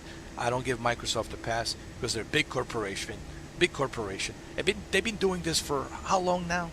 6 years? Since August 2020. That's when it was released. August 2020. I remember it like it was yesterday. For the Microsoft Flight Simulator 2020. It was in August. I believe August 8th. I even remember the date. Yes. I even remember the date, bro. August 8th. No excuse for this. I've been with this software for 6 years. And after 6 years, I've seen enough and I know enough and I have the receipts to back up my claims. Okay? I have plenty of receipts, plenty of evidence. No excuse. But that's what they do. They always have some excuse. It's always what is it like when they do these like a monthly podcasts? They do monthly podcasts. It's always, you know, Q&A, right? Those Q&A podcasts. There's always some sort of an excuse. Yeah, we're aware of that. We understand. We're working on it. We're working on it. We sure, there's a problem. We understand, but we're working on it. We're looking into it. Yeah, you're looking into it for 6 years. How long are you going to be looking into it? Till the end of time? Till the end of time? After the apocalypse? After the ice age? After the aliens land? And they start digging the ice and they find the software?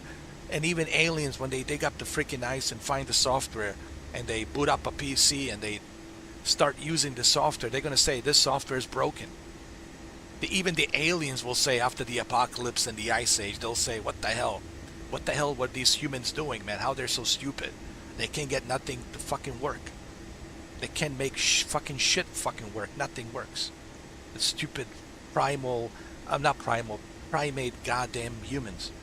Shit for brains, man. They can't get nothing to fucking work. I'm pissed, dude. Because shit like this, it pisses me off because people spend so much goddamn hard-earned cash money on this fucking software. And it's always the same shit.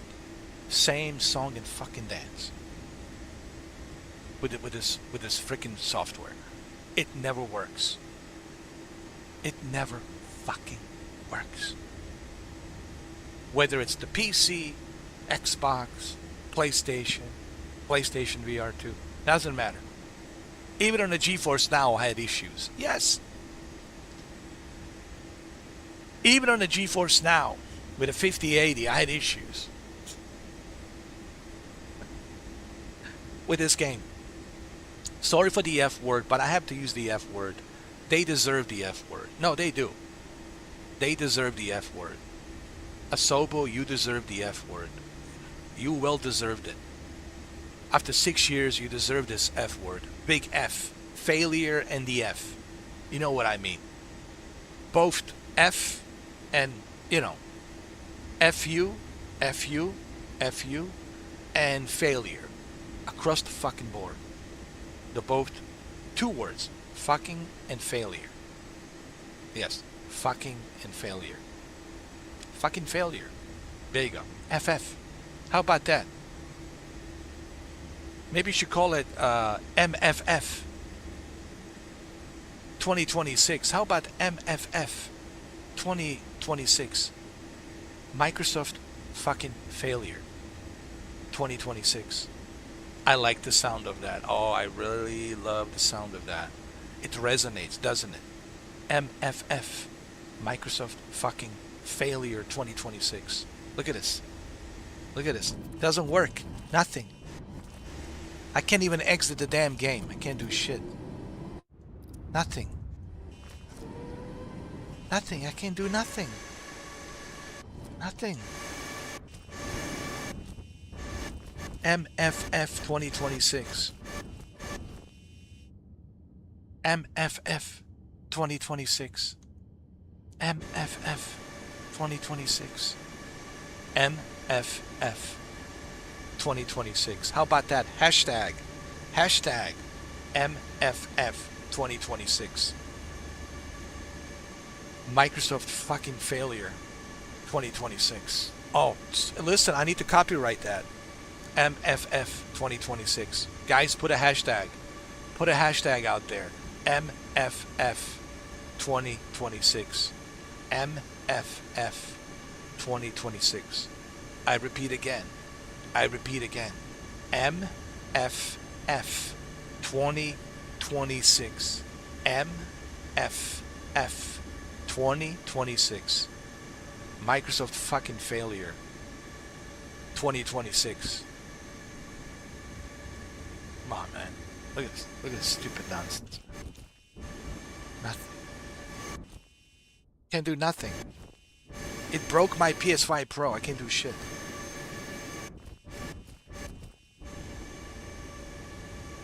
MFF. Microsoft fucking failure 2026. I repeat again, in case you didn't hear me the first time. MFF 2026 stands for Microsoft fucking failure 2026. Microsoft fucking failure 2026. Microsoft fucking failure 2026.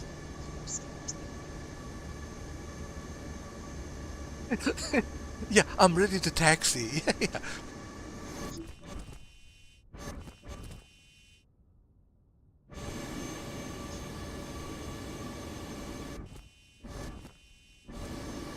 Sure. Absolutely. Yeah, of course. I'm ready to taxi. I'm ready to taxi.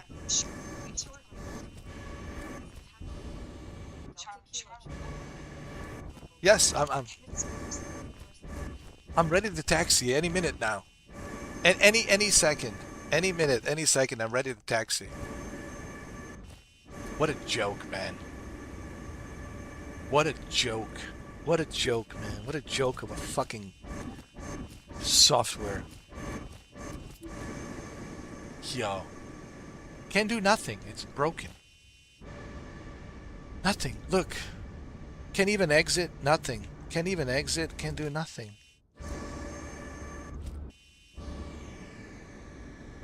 Wow. Broken game. Frozen and broken.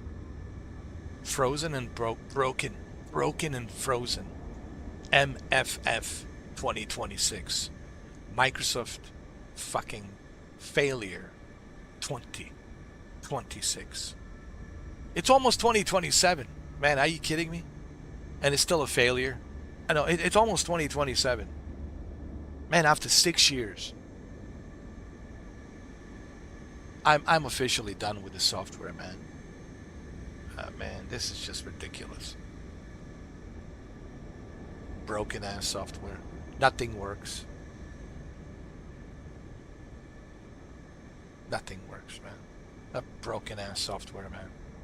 But they want money, right? They're so eager. They're so eager to take your money, right? But they're not eager enough to fix this damn game. They don't know how to fix it. Don't forget how this game was released. Do I need to remind you how this game was released? The way this fucking game was released? Was released broken. Broken. That's right. This game was released broken. When it was originally released. It was released broken. Remember, people were not able to access it. People were not able to play it. Remember, they couldn't even access the game. It was broken. Think about that. People pre-ordered this. They bought the Ultimate Edition and everything. And on a release date, they were not able to access the game. So that tells you everything you need to know about the MFF, which is Microsoft fucking failure 2026. Because they released, if they're willing to release a broken ass game even though they know it's a broken game, on a release date, right? Whenever it was it 2024 November, right? It was 2024 November 19th, I think. Was it?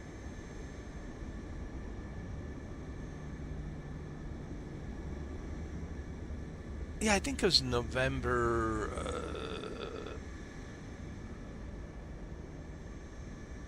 It might have been 2023. I don't know. It might have been November 19th, 2023. It might have been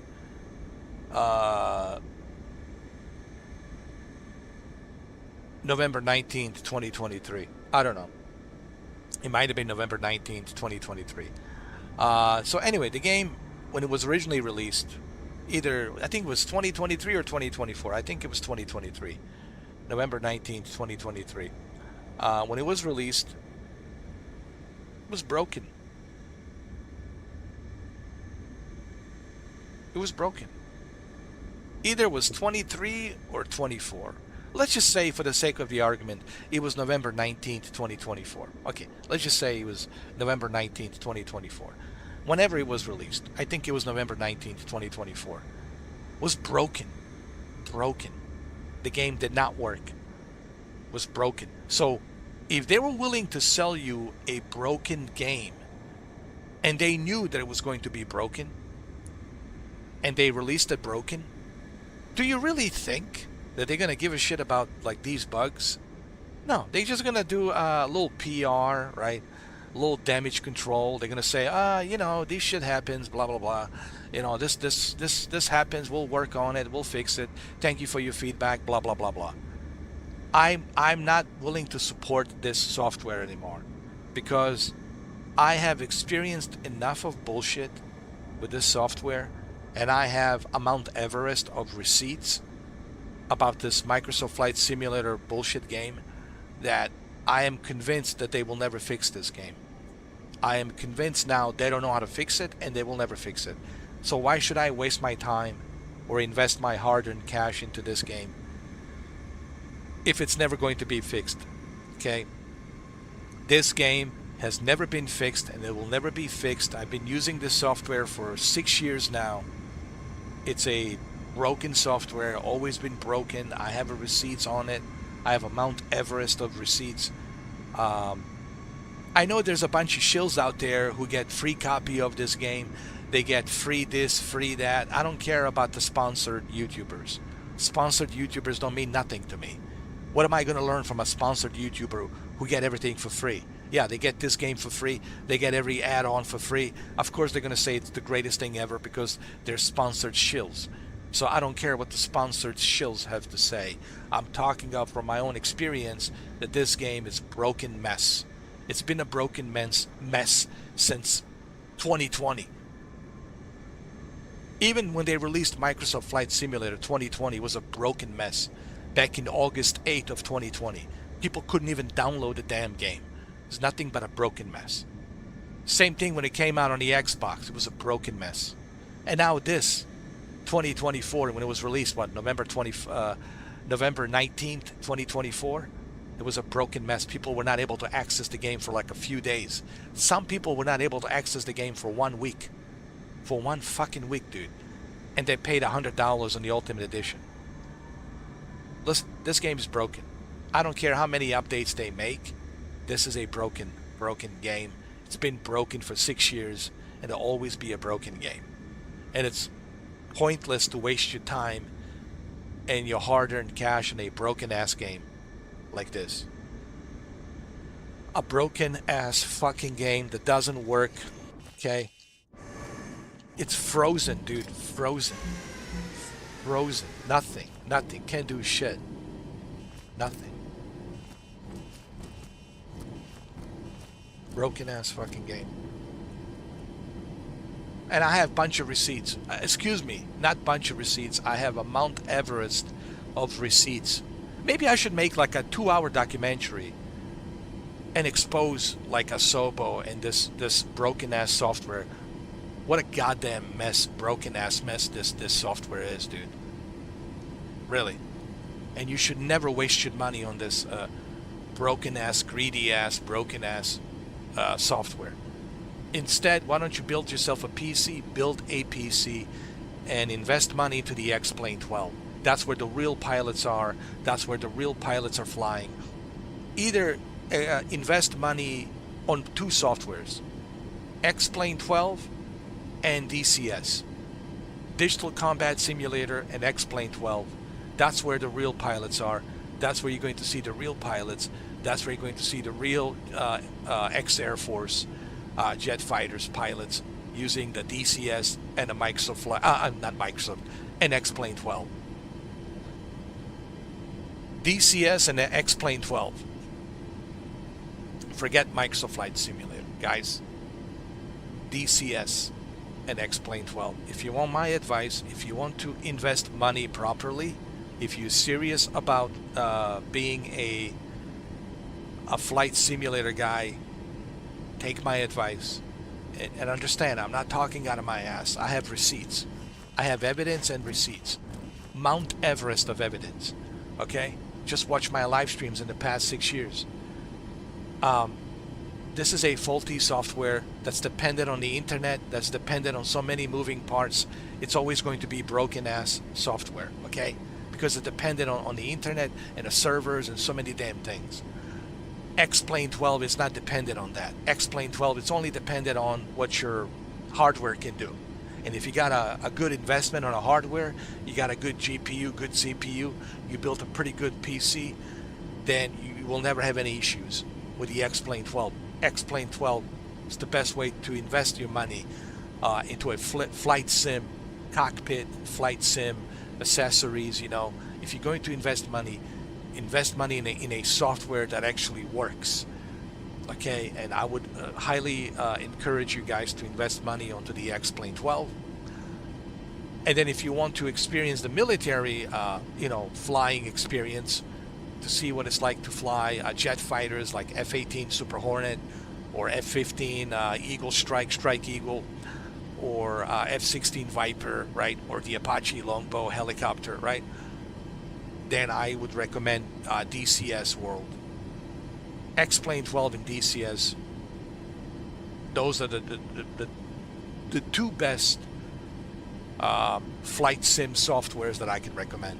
Yes, they're on a PC, but if you're going to invest money and you're serious about being a flight simulator guy, might as well invest money into a software that works.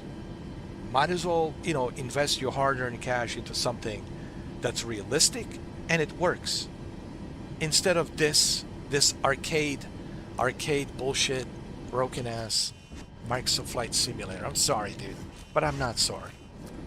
Come on, man. After 6 years, there is no excuse for this. None. Zero. For this broken ass software. It's been broken ass for 6 years. You think after 6 years they're gonna fix it? They don't know how to fix it, man. They don't know how to fix it. They just don't know how to fix this game, dude. They will not admit and say it publicly, but deep down they know they don't know how to fix this, because this game is dependent on online servers, and it's dependent on online connection AI servers as well. Everything's connected through online, and when everything's dependent on a server, this is what happens. This kind of shit happens. Everything's rendered through a server. Everything's dependent on the data center. You can't do jack shit in this game without a data center. Everything has to be connected to a data center. Everything has to be rendered through a data center. No thank you. No thank you. Okay? That's it, man. I'm done with this game, dude. I'm done with this software, man. What a waste of my time, dude. Waste of my time, bro. Nothing. Can't do jack shit. Like, nothing. Absolutely nothing. Can't do it. Jack shit. Nothing. Look at it. Broken. I think it broke my PS5 Pro. Thank you. You broke my $1,000 console with the stupid ass software. Broken ass software. Broken ass.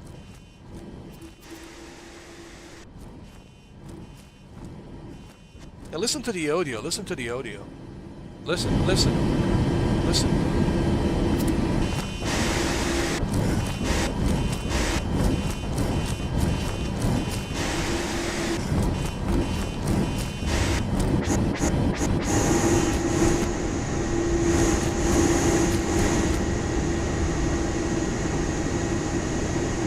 Nothing.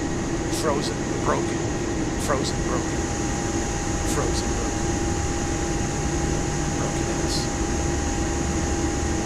Software after 6 years. Same thing on the Xbox Series X. Same thing on the Xbox One X. Same thing on the Xbox Series S. Same thing on the PC. I use various different PCs from 3090 Ti to 3070 to 4070. Even the GeForce Now, the 5080 is broken. It's not working properly. No matter which platform I use this, it was broken. Broken ass. The original Microsoft Flight Simulator 2020, you couldn't even download the game on August 8th of 2020. And then they released this garbage November 19th, 2024, I think it was. People couldn't even access the freaking game. They couldn't even access this goddamn game. For like 7 days, people had to wait 7 days to like, you know, hop into a freaking server, and they paid $100 to play this goddamn game. They couldn't access it. So look at all of these receipts, man. This is all. Listen, this is not me talking out of my fucking ass. This is based on the evidence. Look at the evidence. Don't just listen to me. Look at the goddamn evidence. And when you look at the evidence, you will say that this company in Soho doesn't know what the hell they're doing. They have no clue. Because their entire game is based on the server. Everything has to be server. The graphic has to be rendered by a data center. Everything has to be rendered by a data center. Why? Why can't we have all of this rendered by a GPU and a CPU? Why does everything has to be rendered by a server? Everything has to be connected online. It's a broken game. And now it's telling me I'm not cleared for takeoff. Now it's telling me I'm not cleared for takeoff. Fuck out of here with this stupid ass game, dude. I will never play this game ever again. I'm officially done, dude. Dude, man, this is it. Come on, man.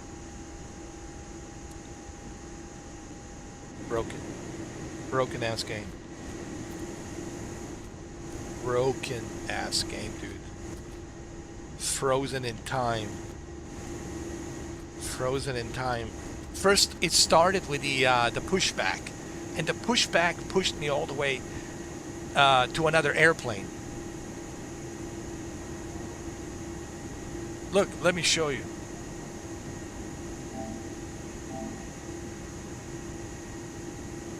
It pushed me all the way to another airplane. Look at that. This is what happened. This is what happened earlier. My God, here, man.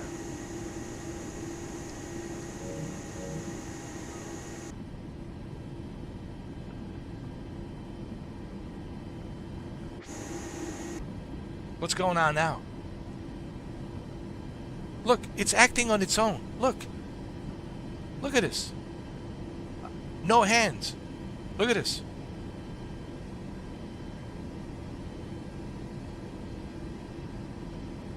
Look at this.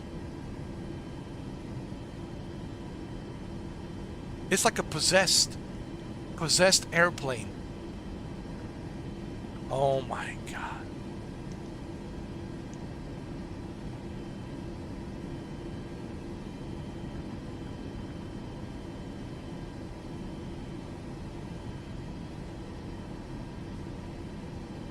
Ah.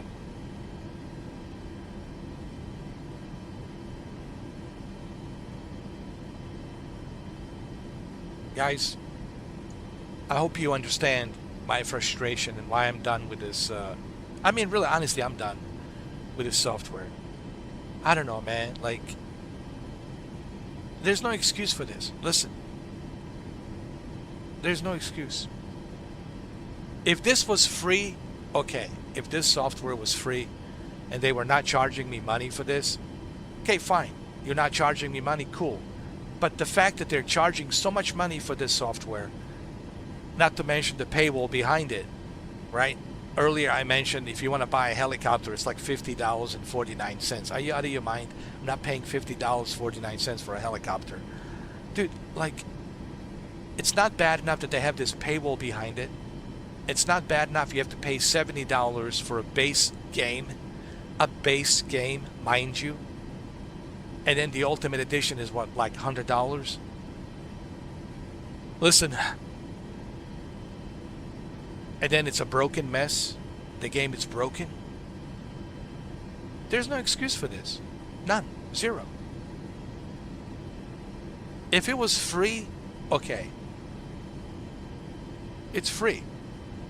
I will never complain about something if it's free. I will understand, hey, it's free. But the fact that people spend a lot of money on this software, that they invest so much money into the software,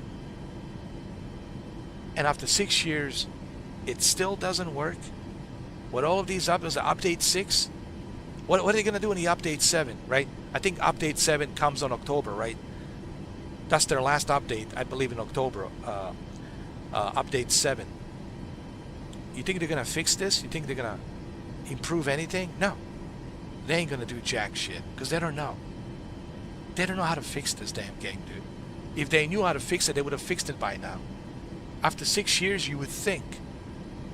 After six long years, you would think, all right, these guys, they know what they're doing, right? They have no clue.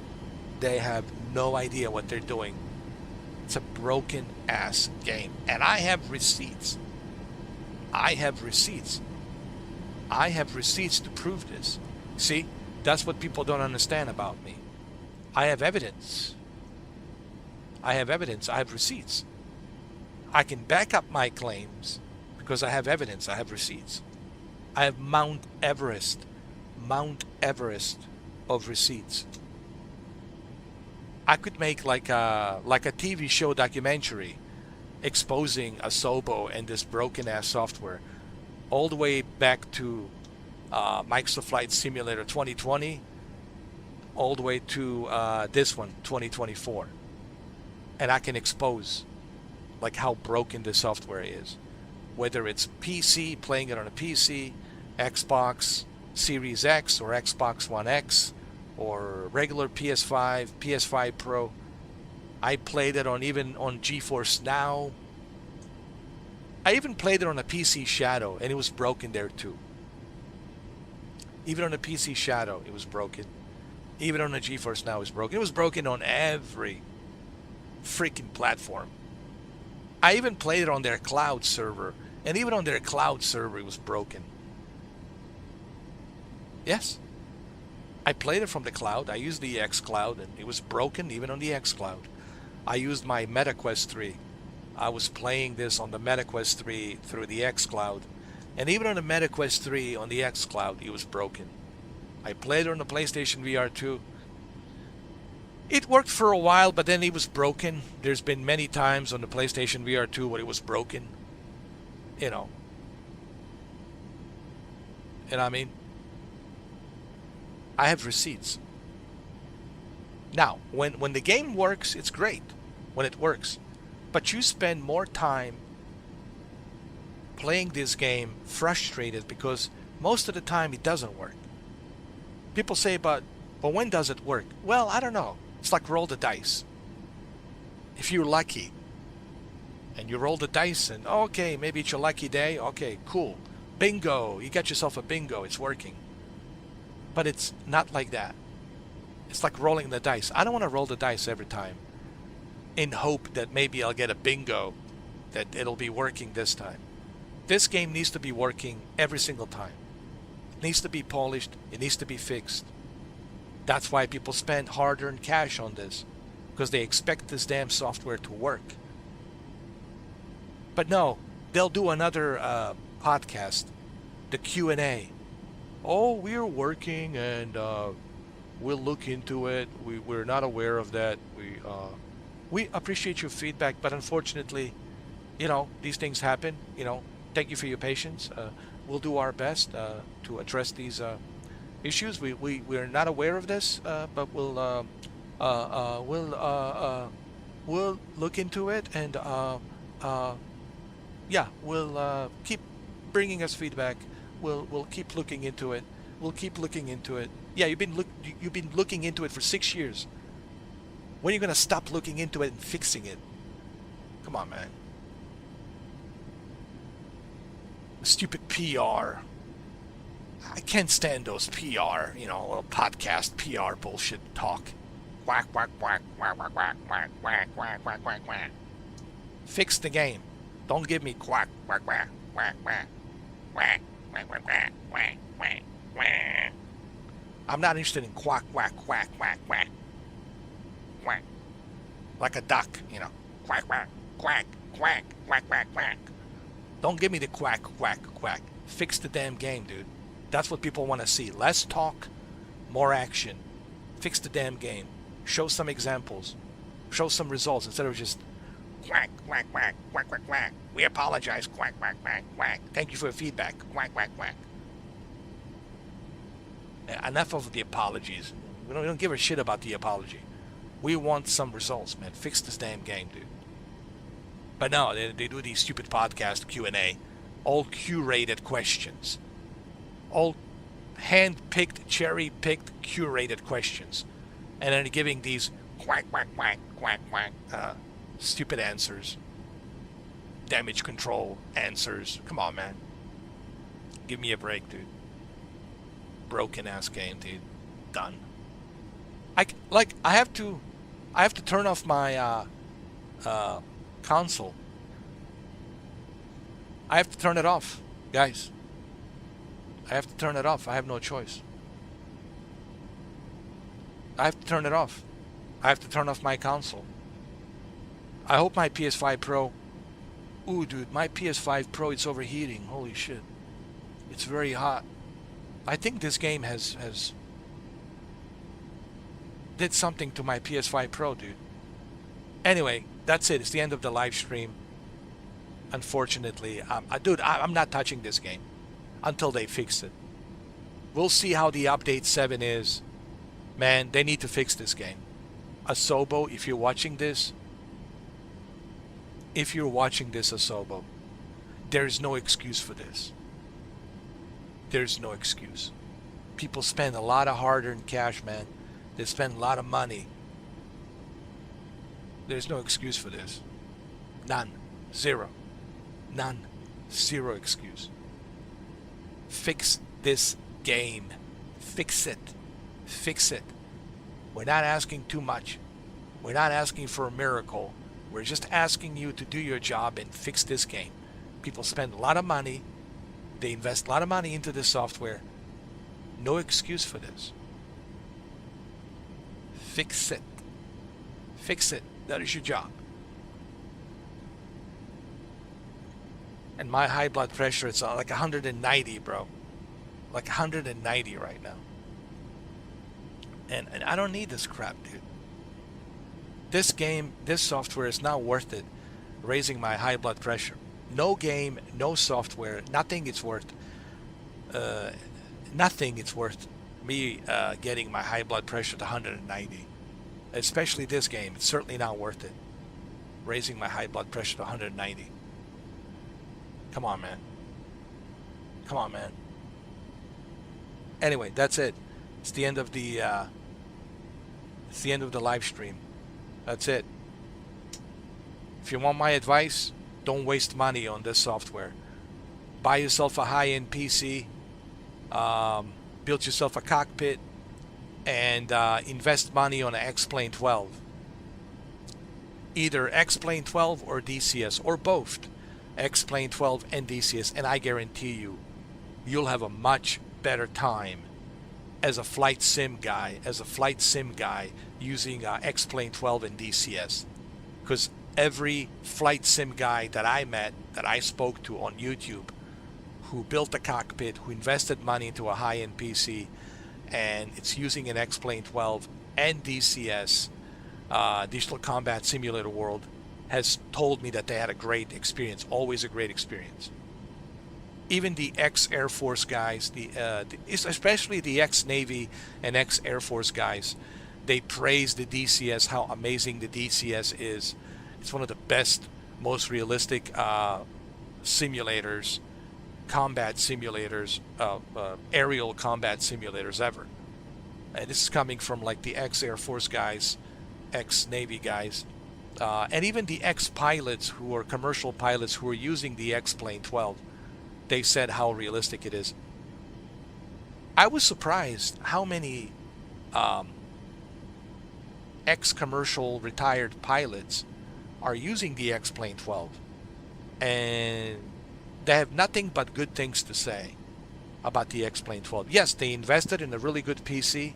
They built a cockpit and everything, right? They got all the accessories, but the software works perfectly. They didn't even mention Microsoft Flight Simulator. So what? Who? Microsoft what? Who? No. They were like talking about the X-Plane 12. So my advice is invest money on the X-Plane 12 and DCS World. Don't waste your time on this garbage. This broken ass. Broken ass, yes. Broken ass garbage.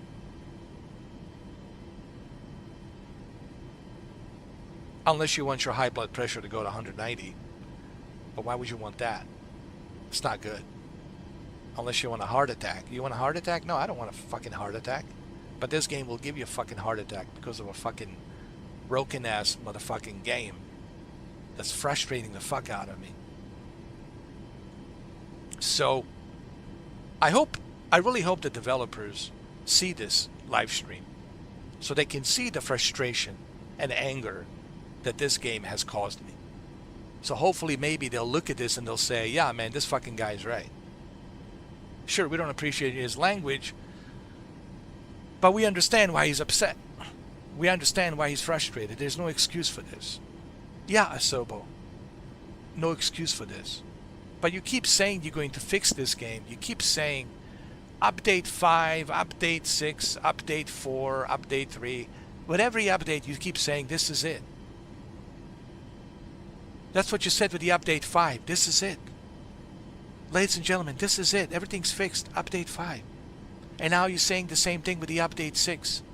And you're going to say the same thing with the update 7. This is it. We finally fixed it. No, you have not fixed it. I don't think you know how to fix this game. I'm convinced, Asobo, you do not know how to fix this game. I'm convinced you do not know how to fix this game. And that's all I'm going to say.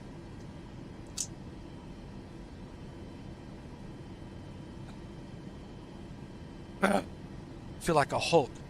I feel like Brock Lesnar reborn. Jesus Christ. Jesus Christ.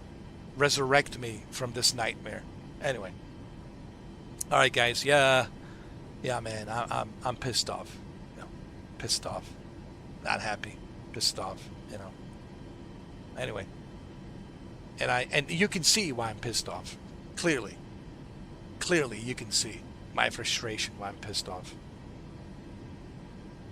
Yeah, I think I'm done. Honestly, I think I'm done with this Microsoft Flight Simulator. I'm done. Honestly, I'm done. It's not bad enough. It's super expensive. They're asking $50.49 for a lousy helicopter. I mean, give me a break, dude. Give me a break. Which is the price of a video game. Like, give me a break, dude. And then they're asking $70 for a base version of this game. And it's broken. Give me a break. It's not bad enough that the game is broken, but they have a paywall behind it with microtransactions, super expensive everything. Give me a break. Give me a break, dude. Give me a break, all right? Come on, man. Anyway, Yeah, I'm done. I'm done with Microsoft Flight Simulator 2024. I think I'm officially done. After this, I'm officially done. And I think you guys will understand. Hey, I think we understand. After 6 years, Mr. 4K's patience has run out. How many times does he has to go and deal with this crap? After 6 years, they still don't know how to fix this game. You know, I'm done. I'm done. You know, it's over. I'm done with this nonsense, man. It's not worth it. It's garbage. You know, that's it. Yeah, I'm done with Microsoft Flight Simulator 2024. I'm done. After 6 years, come on, man.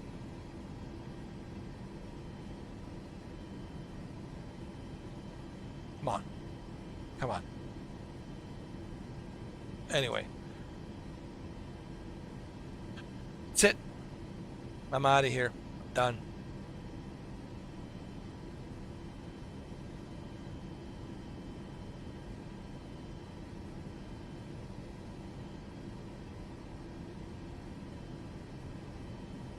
What else you want me to say? I'm shaking my head because I don't know what else to say. I'm speechless. Speechless. But you know what? I'm glad this has happened. So that way I don't waste my time on this game anymore. You know, I'm grateful that this has happened. Because this is really saving me my time. And, saving my health and my high blood pressure. So that way I can avoid the high blood pressure. You know, this is really, I'm glad this has happened. So that way I can avoid this garbage game. I can uninstall it. I will uninstall it, avoid it. So that way I can avoid getting a high blood pressure because of this stupid ass game. And I can avoid this game and never touch it again. Never touch it again. Done. Done with this nonsense. Done. I'm done with this game. Done. Done. I'm done. Alright, I'll be back later, guys. Maybe we'll play some Assassin's Creed. Some of you have asked me about the Tokon. Marvel Tokon. I don't know, man.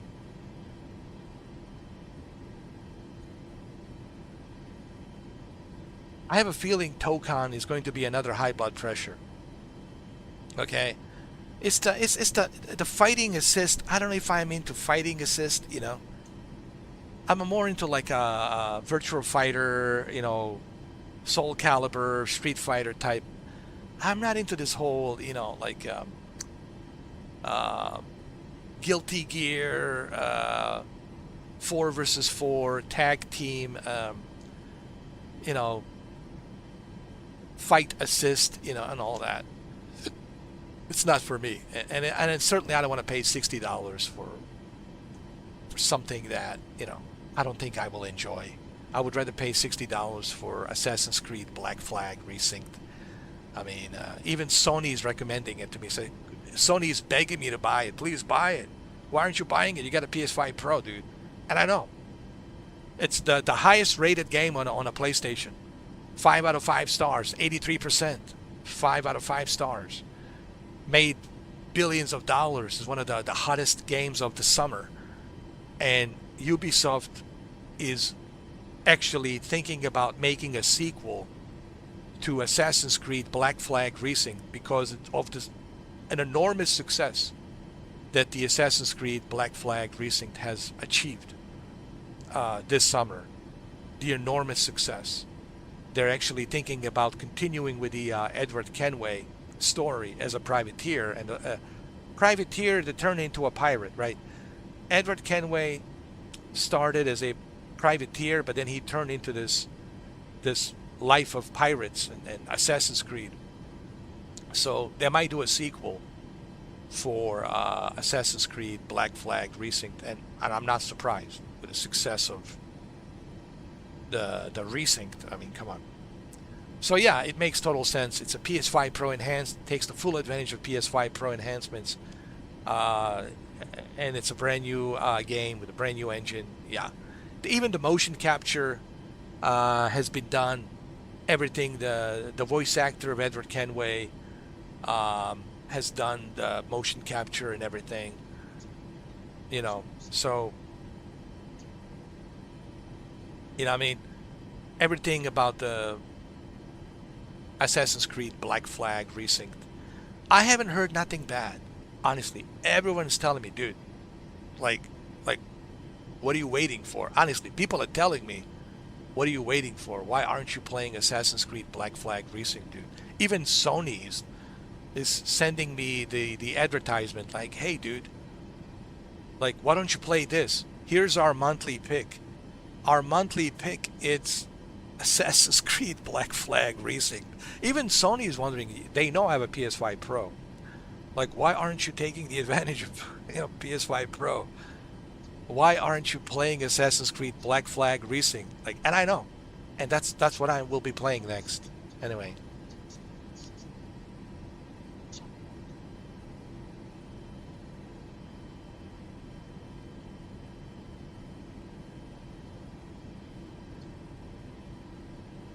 Yo, this broken ass game.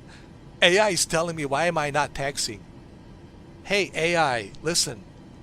I can't move. AI. I can't move. AI, artificial intelligence, I can't move. Can't you see? I can't move. Hold on.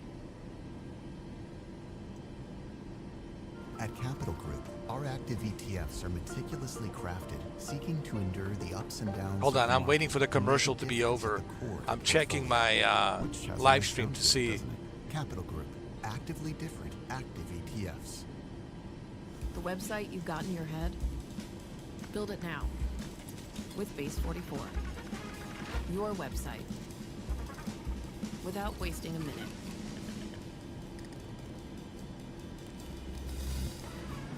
Shape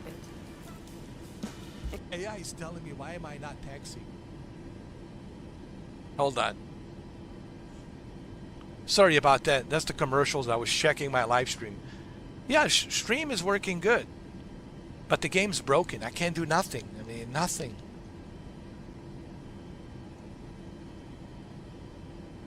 Yeah, I'm done with this, man. I'm done. I'm officially done with this game.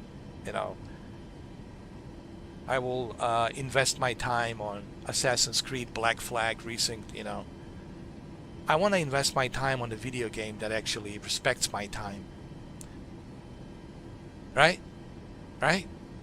You want to play a video game, you want to invest time in a video game that actually respects your time and it's not wasting your time. Unlike this software, this broken software. Unlike this broken ass software. Anyway, you know what? I'll have to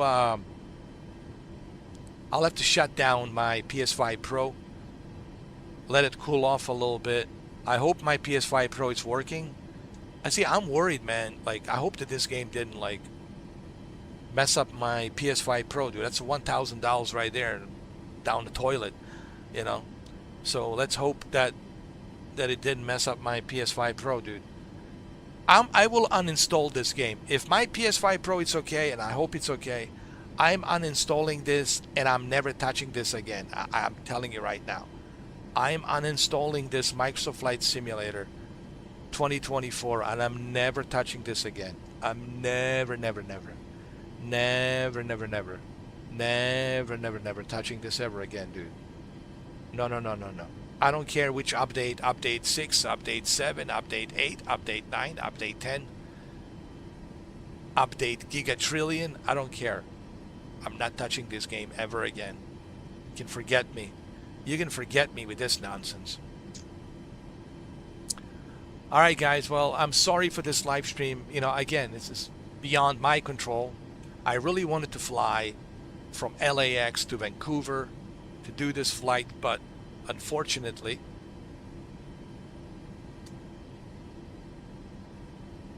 it's all here for you to see from the beginning to the end. Welcome to Microsoft Flight Simulator 2024. Right? Highly overrated flight simulator. Highly overrated. And this is not just a PlayStation problem. This is not just the Xbox problem. This is not just a PC problem. Actually, it's neither one of those. It has nothing to do with your PC, has nothing to do with your Xbox, has nothing to do with your PlayStation. A lot of people are saying a lot of bullshit out there. They're saying, "Oh, it's your PlayStation." No. "Oh, it's your Xbox." No. "Oh, it's your PC." No. People are using a very high-end PCs. They're using, 5080, 5090, bro, with an i9 processor, with a 32 gigs of RAM. Some of them are running a 64 gigs of RAM. It's not their PC. It's not their console. It's the software. It's the Asobo. Let's point the blame. Let's point the finger where it needs to be pointed at. Stop pointing fingers at PlayStation or Xbox or PC. It's not the PC thing. It's not the PlayStation thing. It's not the Xbox thing. It's the Asobo thing. Because their software, it's highly dependent on streaming. And when your software, it's highly dependent on a streaming, everything has to be streamed from plain textures to scenery of the world, the weather and everything else, the ATC, air traffic control, everything, the AI, everything has to be synchronized with data center. Well, guess what? It's not the hardware's fault. It's the data center's fault. Because this game, it's heavily dependent on data center. It cannot work without the data center. You cannot access this game. So it's pointless how powerful your GPU is, how powerful your CPU is. Because this damn game is dependent on the damn streaming. It's dependent on the data center. It's not dependent on the GPU hardware. And this is why this game, it's always going to fail. And this is why this game, it's always going to be broken. Because it's dependent on streaming data center. And that's always going to be an issue with this game. That's not going to be an issue with the X-Plane 12. X-Plane 12 will not have this problem because it's not dependent on the data center. This game, it's heavily dependent on the data center. It cannot work without the server. You cannot even access this game without the server, without the data center. And yet people invest so much money into this game. They buy all these expensive airplanes, helicopters, right? All of these add-ons. You invest thousands of dollars into this game, and it's running off of a cloud. It's running off of a server. Why don't you invest that money on an X-Plane 12, where it's not dependent on a data center, it's not dependent on the server?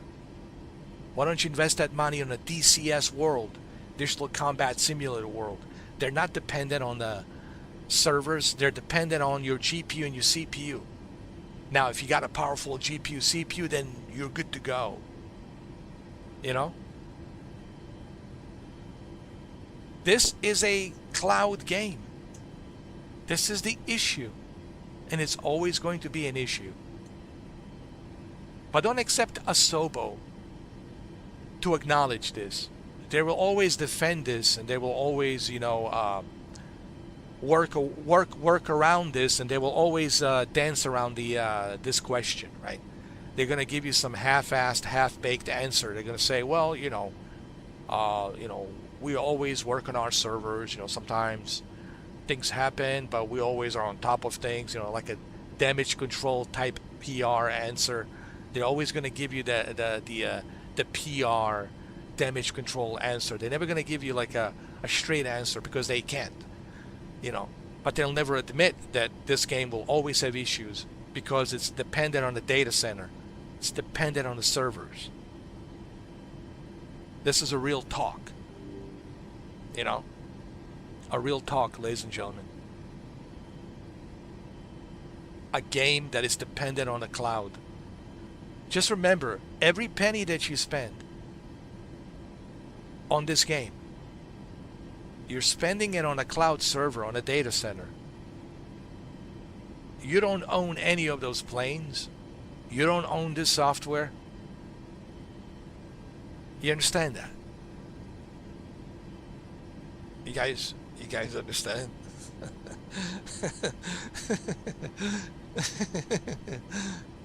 You guys understand? Okay, good. I just want to make sure you know where you are wasting your money on. You're wasting your money on a software that it's not a software that you own. You don't own this. This is cloud. You are leasing this. You're leasing it. Those planes, you don't own them. You're leasing it. This is no different than Google Stadia. You know what Microsoft Flight Simulator is? It's a Google Stadia simulator. That's what it is. It's a Google Stadia. It's a Google Stadia simulator is what it is. You understand? You guys understand? Good. So I hope you understand what you're wasting your money on. Okay?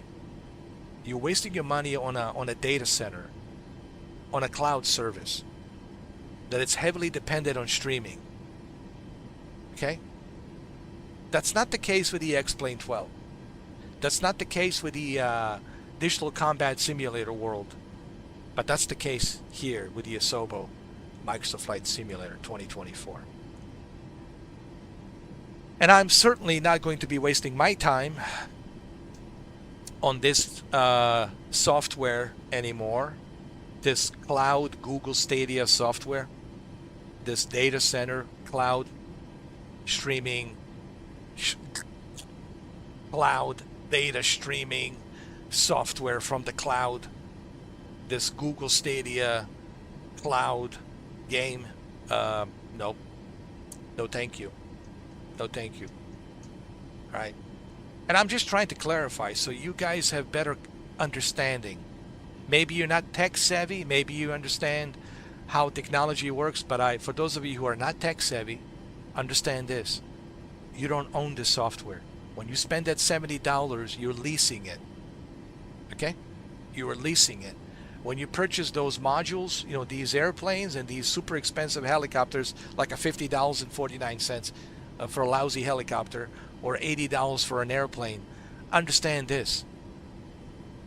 You are leasing those modules. You're not owning them.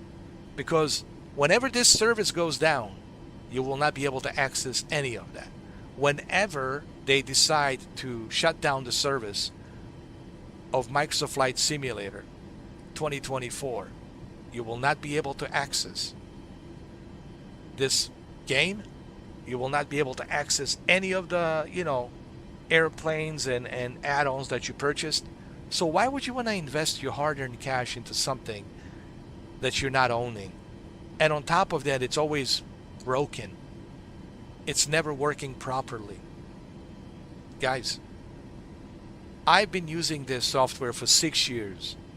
I know what I'm talking about. Okay? I know exactly what I'm talking about after 6 years.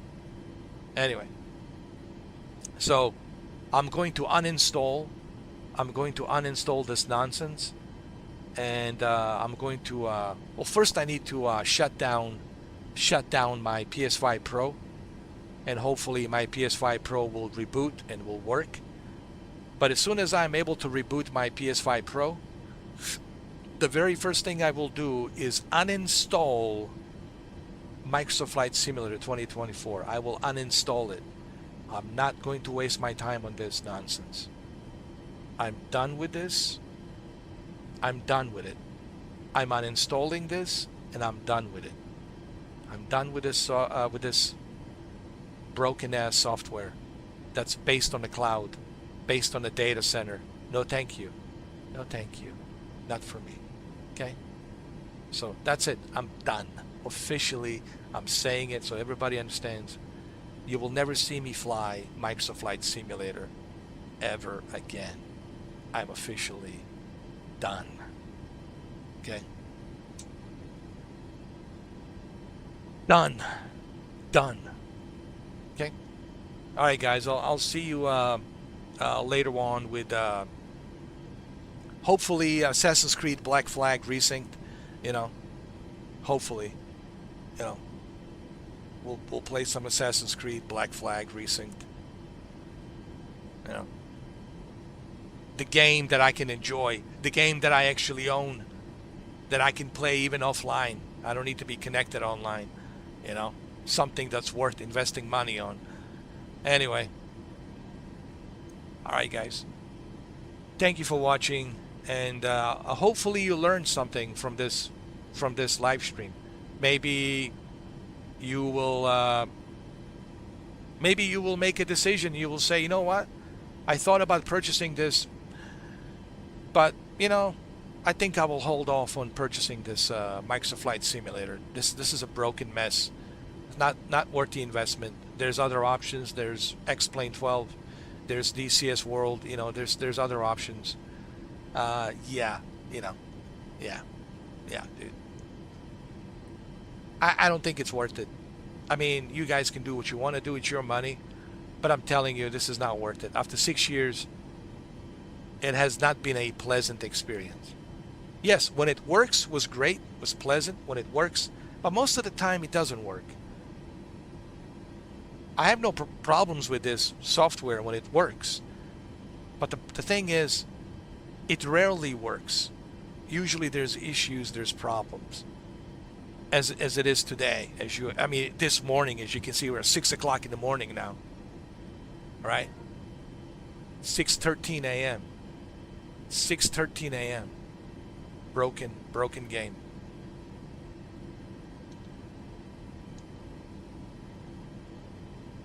$6:13 a.m. Frozen in time. It is 6:13 a.m. The sun is about to rise here on the East Coast, Miami. And here we are, frozen in time. Frozen in time. All right, I'll probably be back with Assassin's Creed Black Flag Resynced. I'm right now in a predicament. Here's what's going on before I go.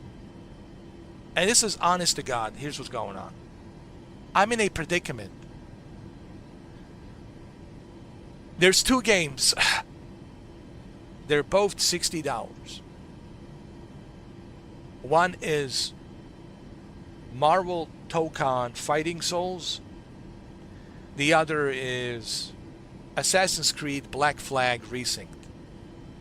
I like both of these games. I want to play both of these games, but I think I want to play Assassin's Creed more than Marvel Tokon. You know, because Assassin's Creed, it's something that I want to play.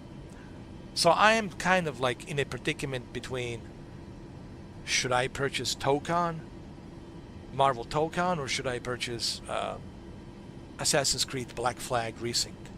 But I really want to play Black Flag Resynced. Hey, why don't you guys give me some thumbs up?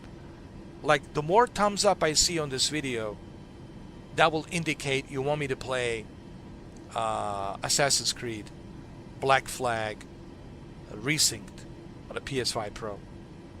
You know, so that's what's going on. I'm in a predicament, honestly. It's a predicament. Either Marvel Tokon or Assassin's Creed Black Flag Resynced. So I'm between the Resynced and Tokon. Tokon, Resynced. I'm torn between those two games. Should I play Tokon or should I play Resynced? I love Resynced, but I also want to play Tokon. Why? Because I used to be Mr. Tekken, remember? Mr. Tekken with a keyboard. Remember this famous keyboard? Remember? Mr. Tekken? And people remember me as Mr. Tekken. And they want to see me step into a Token arena. So should I play Token or should I play Resynced? So let's see those likes, huh? So the more likes I get, then that will indicate you want to see me play Assassin's Creed Black Flag Resynced. Okay? So let's get the likes. If I don't get too many likes, then it means you guys want me to play Token. You want me to suffer playing Marvel Token on the battle arena. You guys want to see me suffer? You guys want to see me suffer in Token? Is that what it is? You guys want to see me suffer on a Token? Marvel Token? I think you guys would love to see me suffer on a Marvel Token. I don't want to see myself suffer on a Marvel Token. But anyway, that's what's going on. I'm in a predicament. Should I buy Assassin's Creed Black Flag Resynced, or should I buy a Marvel Token? So it's, you know, I don't know, man. I'm in a predicament. You know. Anyway, eventually I'll make a decision. I think most likely you will see me play Assassin's Creed Black Flag Resynced. You know. And I think it makes total sense for me to play Marvel, not Marvel, to play Resynced, you know. But again, I don't know yet. We'll see. Okay, like I said, I'm in a predicament right now. I don't know. Should I buy Token or should I buy Resynced? Token, Resynced. Token, Resynced. Resynced, Token. Token, Resynced. Token, Resynced. It's a predicament between two games. And they're both 60. But I have to pick one of the other. Either Token or Resynced. Token or Resynced. Or Token. Is it Token? Marvel Token? Token and Resynced. No. Anyway. It is what it is. I'm in a predicament. I'm just letting you know honestly what's going on. It's a predicament, and I don't know, man. We'll see. I think most likely Assassin's Creed Black Flag Resynced, because that's really what I want to play. Okay, that's really what I want to play. Honestly, it's the Resynced, you know, especially in the PS5 Pro enhanced. Okay, so we'll see. We'll see. I mean, the day just started, man. It's only 6:19 a.m. We got the entire day. All right, I'll figure out. I'll make a decision by the end of the day. It's either going to be. Here's the thing. My next live stream. It's either a Marvel Token or Assassin's Creed Edward Kenway privateer turned into a pirate Resynced, you know, Black Flag Resynced. So it's either Edward Kenway Black Flag Resynced or Marvel Token. So it'll be one of the other. One of the other. Okay? One of the other. So I don't know yet. We'll see. I'm sorry. It's just a predicament, you know. There's too many games coming out, man. It's ridiculous. It's insane. And then we got Guns of the Patriots coming out a couple of weeks from now. On August 27th, right? Which is the same date when Netflix is showcasing Grand Theft Auto 6 gameplay, 20 minute footage of a gameplay exclusively on Netflix. Right? That's so bizarre, dude. I'm still trying to understand. Like, what's going on, dude? Like, why put it on Netflix? Like, why?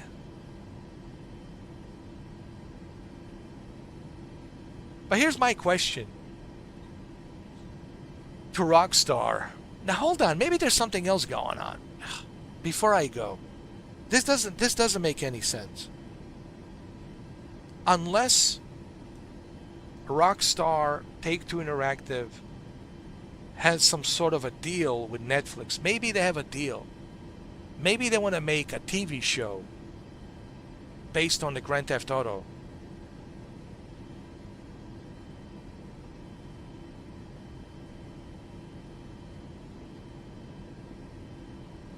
Again, I'm only speculating, but maybe behind the closed doors, maybe they're working on a TV show. Maybe they want to do a TV show on Netflix based on Grand Theft Auto, like a Grand Theft Auto TV show, right? Who knows what kind of deals Netflix has with Rockstar and Take-Two Interactive. I don't think this is just a one-time deal. But why Netflix, right? Why Netflix, right? There's something else going on here, man. You know what I mean? There's something else going on. I think there's something bigger going on here behind the closed doors that we don't know about. There might be a maybe TV show, and you know, Netflix needs the rights from Rockstar and Take-Two Interactive to be able to make the TV show. Who knows, dude? Or maybe in the future you'll be able to play Grand Theft Auto 6 on the cloud, on the Netflix data center. You'll be able to play on the Netflix gaming, right? I think there's something else going on here. This partnership with Netflix and Rockstar, Take-Two Interactive. There's something else going on, I think. Maybe I'm reading too much into it. I don't know. But I think there's something else going on behind this entire deal, you know. Anyway, I can only speculate, and we can spend the entire day just speculating and guessing. We don't know. We don't know what's going on behind the closed doors, what kind of deal they made, what kind of contract. We don't know. But I'm only speculating. I can only speculate. I don't know, you know. All right, guys. It's 6:23 a.m. It's time for me to eat my breakfast. You know, like I said, I don't know what my next live stream is going to be. It's either Marvel ToeCon or Assassin's Creed Black Flag Resynced. You know, we'll see. Anyway, thank you for tuning in. Thank you for watching. And I wish you guys a happy Wednesday. Today is Wednesday, August 12th. Happy Wednesday, August 12th. Happy Wednesday. And I will see you guys later on today. Thank you very much.